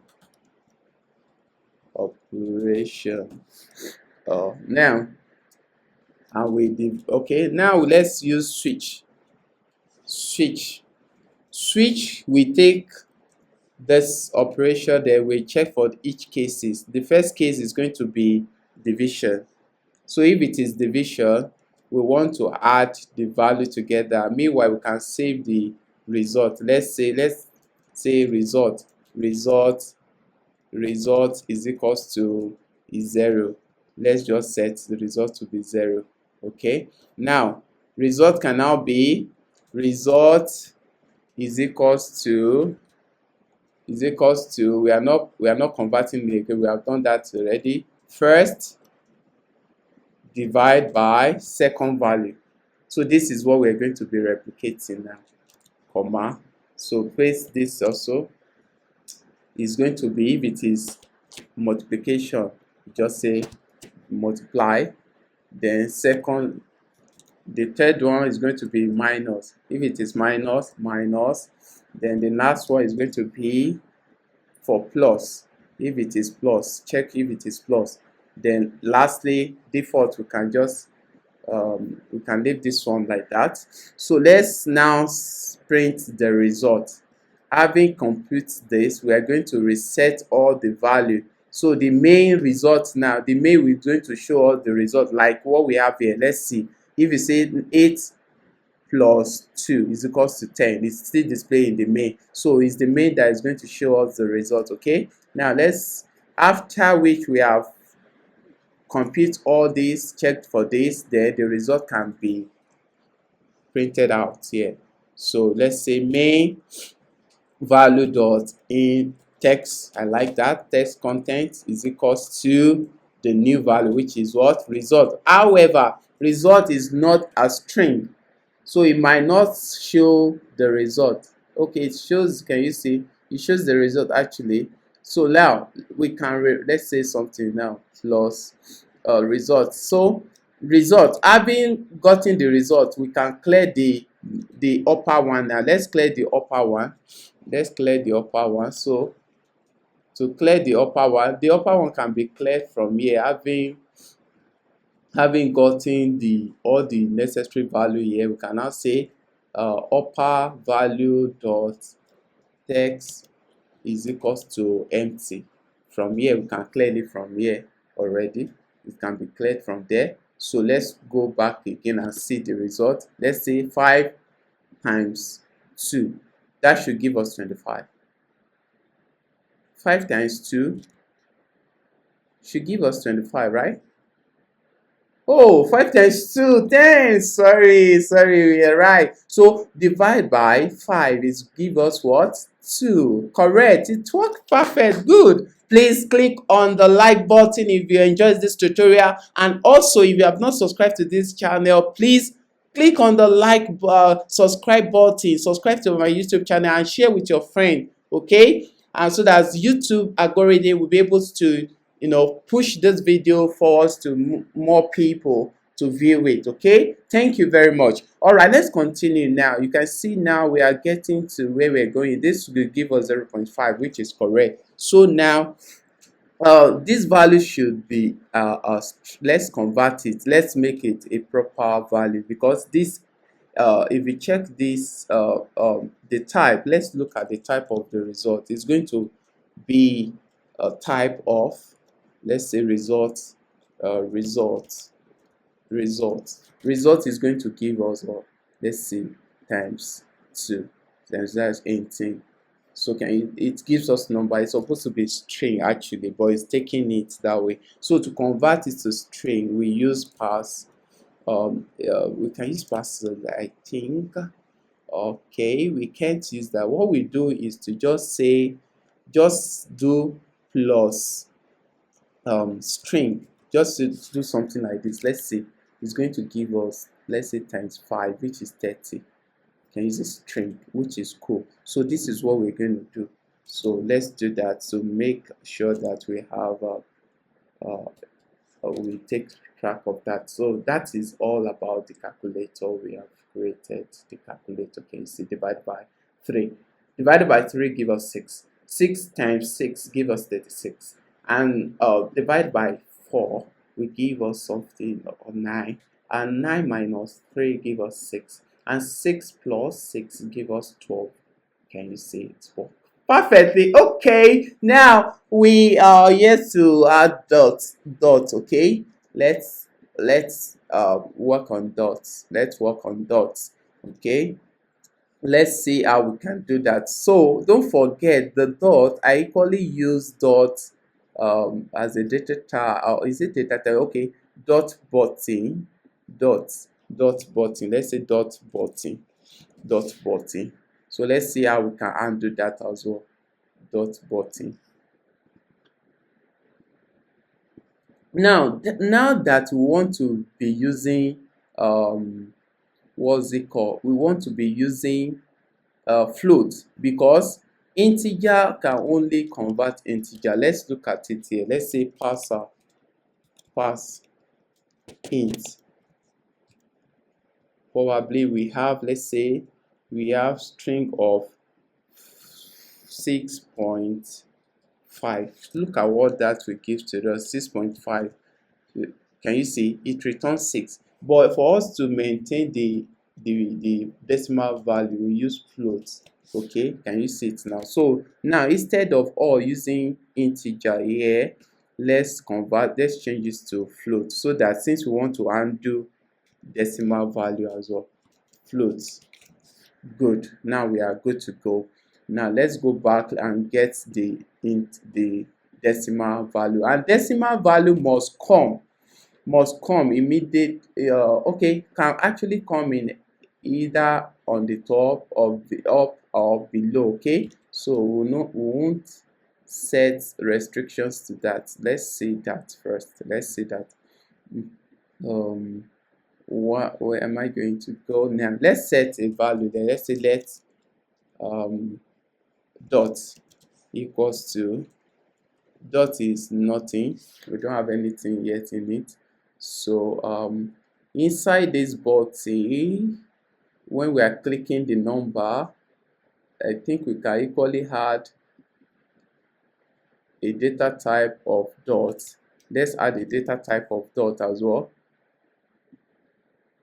We'll be able to get it, don't worry. So let's say data type value dot. Okay, all right, so we're going to be checking for the dots. Okay, so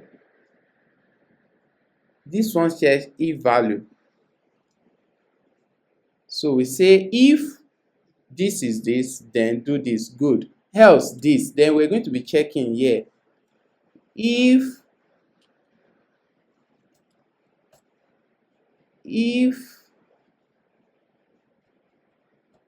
okay, we're supposed to check here. If the value is equals to dot, let's check what we want to see first. Let's see something. Is equals to dot. Let's see out the value here. Let's say yes, and also let's put out the value. Let's print it beside it. Let's see dot. It say yes. Okay, can you see it changes that? And we would not like that behavior to happen. It should not.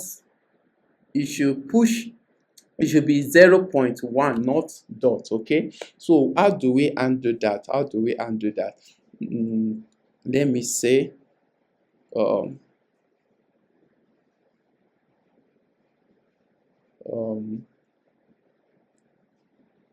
okay, so we're going to do this. Let's put it here. So two condition. It's if it is not equals to dot. So let's do the same thing. Let's say now if I say dot, can you see it does not remove the zero? So we can have something of this nature, and then this. Good, perfect. Can you see it now? Can you see it worked perfect? But however, if I click on another dot, can you see it's showing? So we have to stop that. So to stop that, let me show you. Let's remove this one now. To stop that behavior, I just tried to break down that so that it won't be very long. Okay, let me leave it so that you can get it. Okay, so I don't want you to get lost there. All right, now that we had this is not dot. Okay, so meaning that dot will always come in here. So let's check if, so we are going to set the value of this dot is equals to let's check if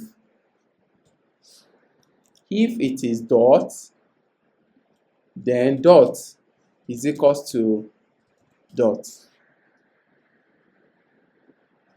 Or let's set the value of 1. Okay, we can only have one dot. Okay, we can only have one dot. Okay, so we can only have one dot at a go. Okay, so is it one? We can only have one dot. Yes, one dot. So one dot, one. So we now ask question. We ask question.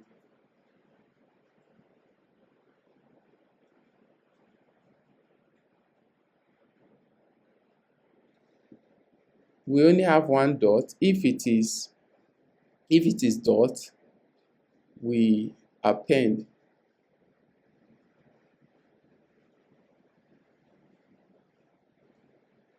If it is dot,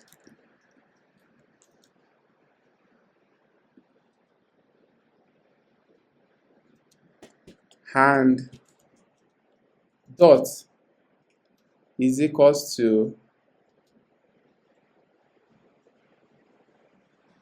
1 already. It's got to 1 already. It's not equals to, is equals to, let's say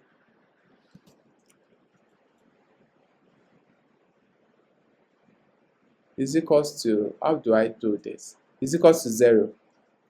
Then if it is equals to, if it is not equals to 1, we append. If it is dot and it is not equals to 1, we append. Then we upgrade the dots to 1. Else we append the new value. So let's look at that. let's look at that first. Let's see, actually doing this without book. Okay, so thinking it's still showing. So why is it showing that it's not equals to 1? Let's see if it is equals to dot and dot not equals to 1.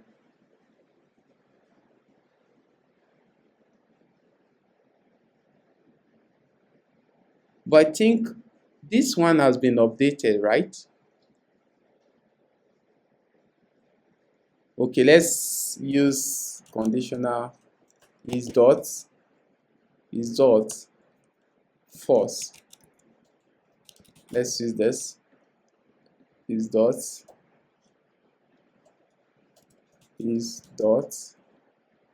when it is no when it is false, else we update is dot to true. So let's check that out. 9 still showing. Okay, let me clear that. 9.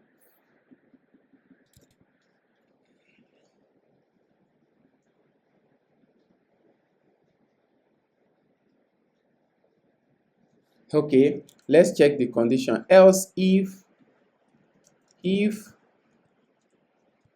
is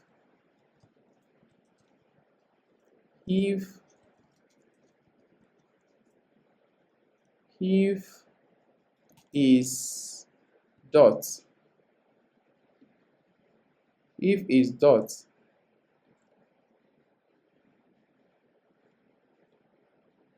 okay, if let's see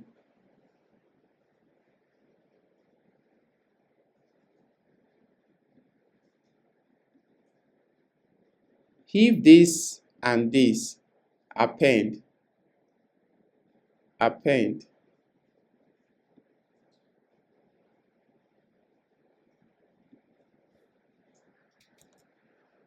then if this is not dot and dot is true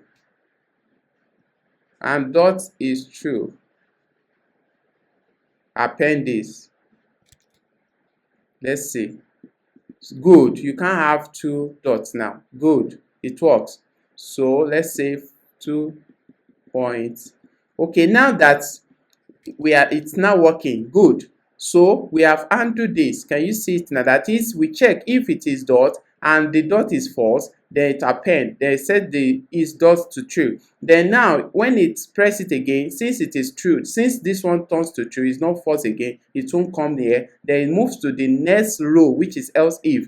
Else if we now check, is this one dot? If the operation is dot, if the operation is not dot rather, and the dot is true, it means you have pressed another value which is from 0 to 9, so it can now append. Okay, now that we have append, when you now click on the option here, the option will push the values to this place.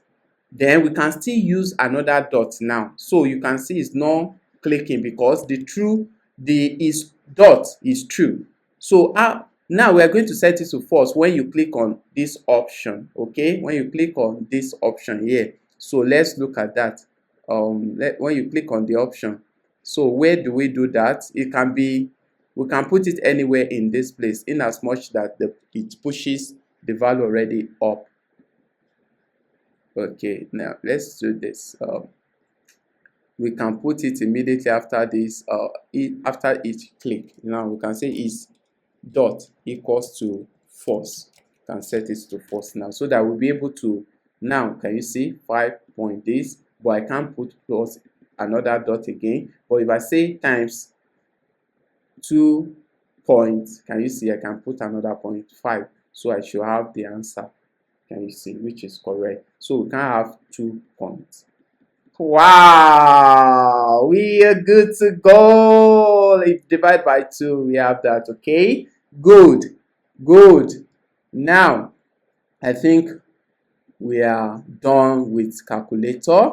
Now let's put option. Let's close, minimize and maximize. Okay, let's do that as well. Please don't forget to subscribe to my YouTube channel, and also let's put green for this. Let's equals to has that focus. So we are going to do that inside the set. This we call it equals to button, right? We're going to put it in here, equals to button. Let's say comma dot equals to button.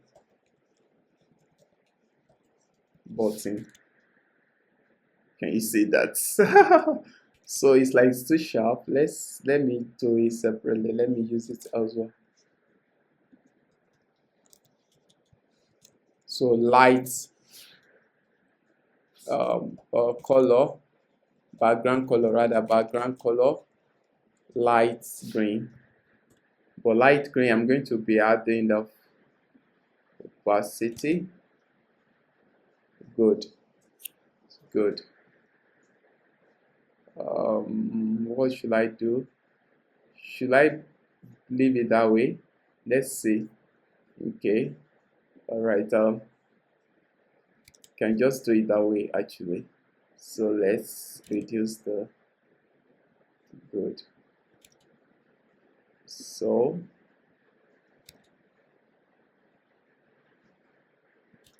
this one is not going to have over.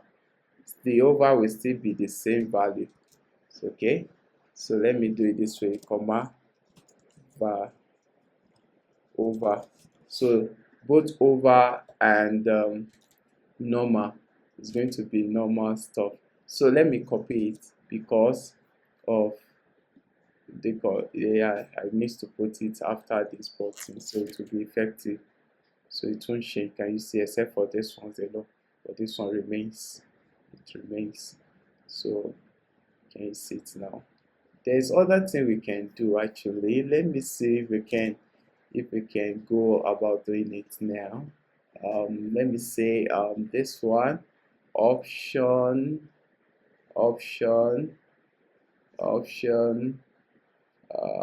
let's say border radius 50%. Let me see what will happen there. A circle. Good. And also let's say border gray, yeah, gray. So border is 1 pixel, solid and gray. Good. So we are trying to put some style, so it's not actually necessary. Okay, but however, let's do it. Let's equally make the button, all the button circle. Okay, the button too. Let's go to the button and paste it there. Yep. Good. Can you see it now? So we have circle. So I think this is touching. Let's put padding round about our this so that it won't be touching the wall of this particular stuff. So let's put padding. Where should we put the padding? Let's check this again. The padding should be inside the buttons. I think button, yeah, inside the button property. Where is it again?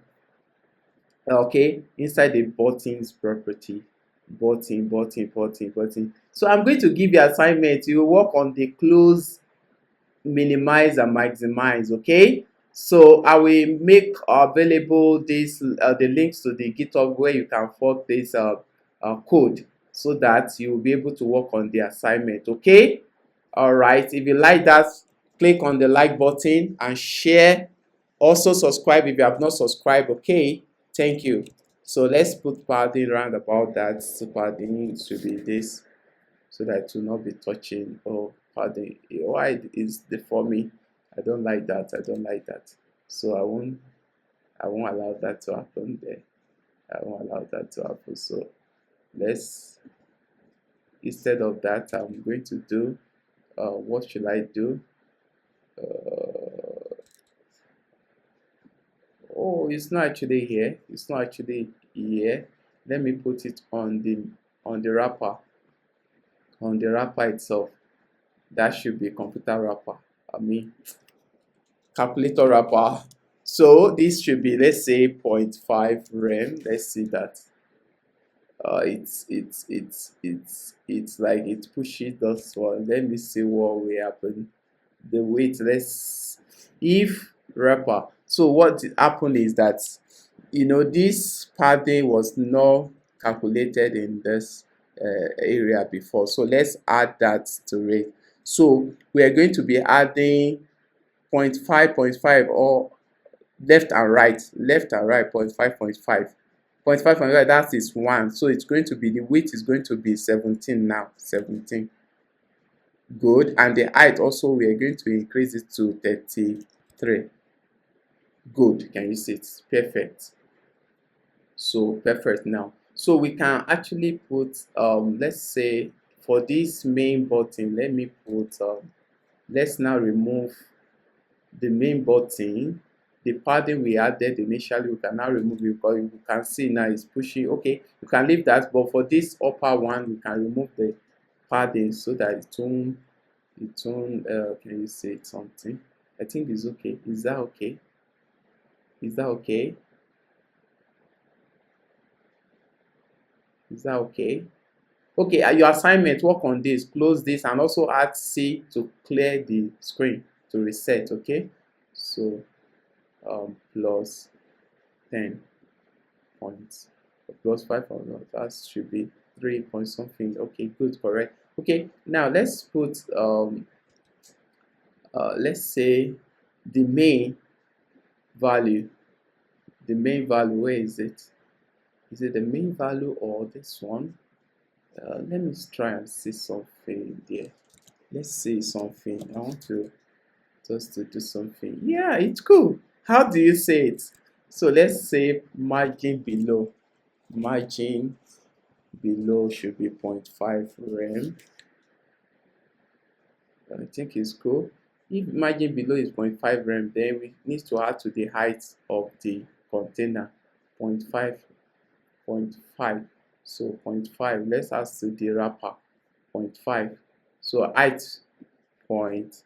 I don't want it to be, if I want a perfect circle, 0.5. Is that okay? 0.5. Good. 0.5. 0.5.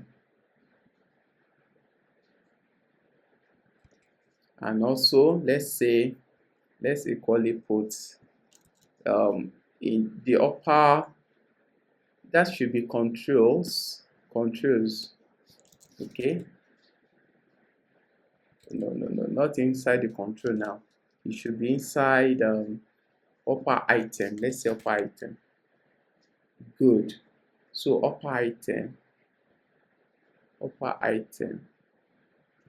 Okay, don't let me put it in upper item. I believe you are getting what I'm trying to do.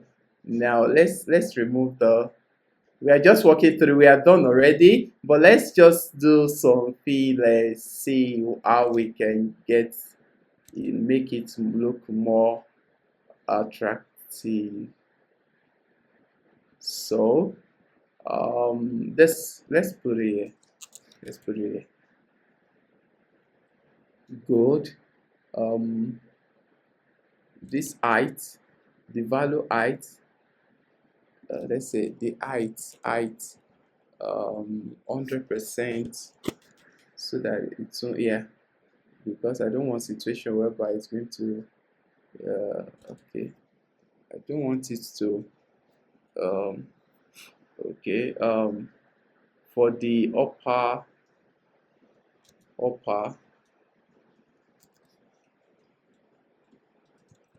height should be 0.5 rem. 0.5 rem. So let's remove this now. 0.5 rem. Is it 0.5 rem?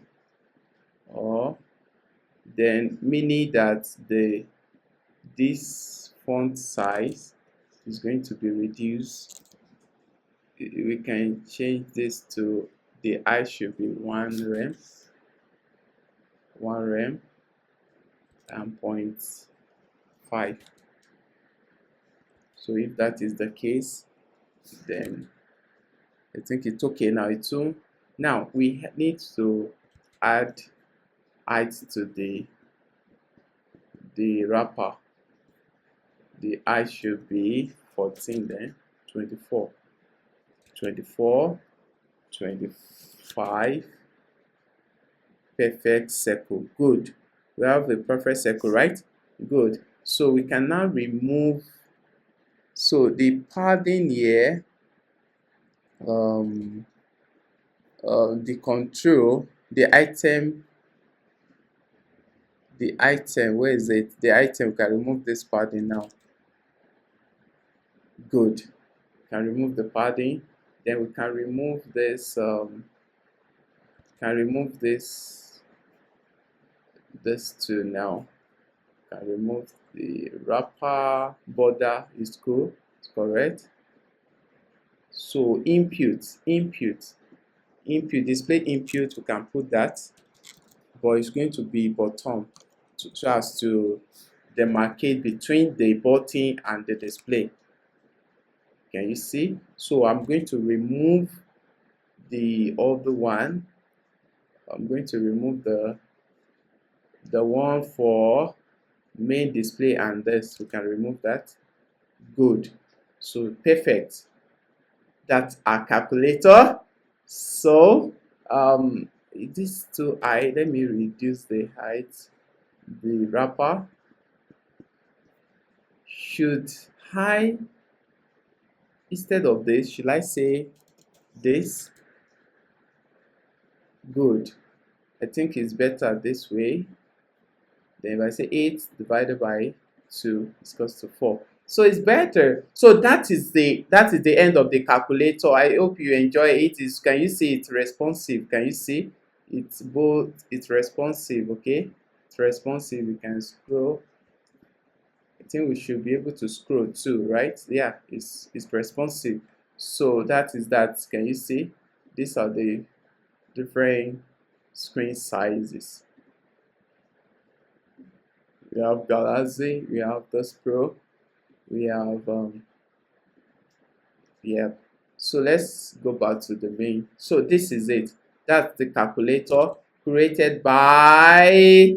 Should we put our name? Yeah, let's put our name there. Let's put H1 Spa ICT Hub Basic Calculator. Good. Can you see that? Can you see that? So we can.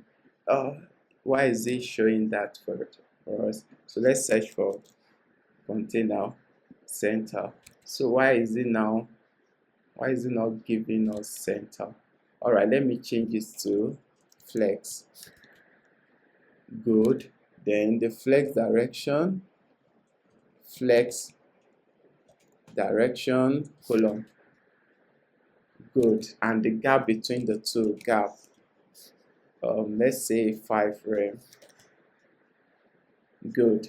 So that's our calculator divided by 2, 4.5. Correct. So don't forget to subscribe to my YouTube channel, and remember to click on like.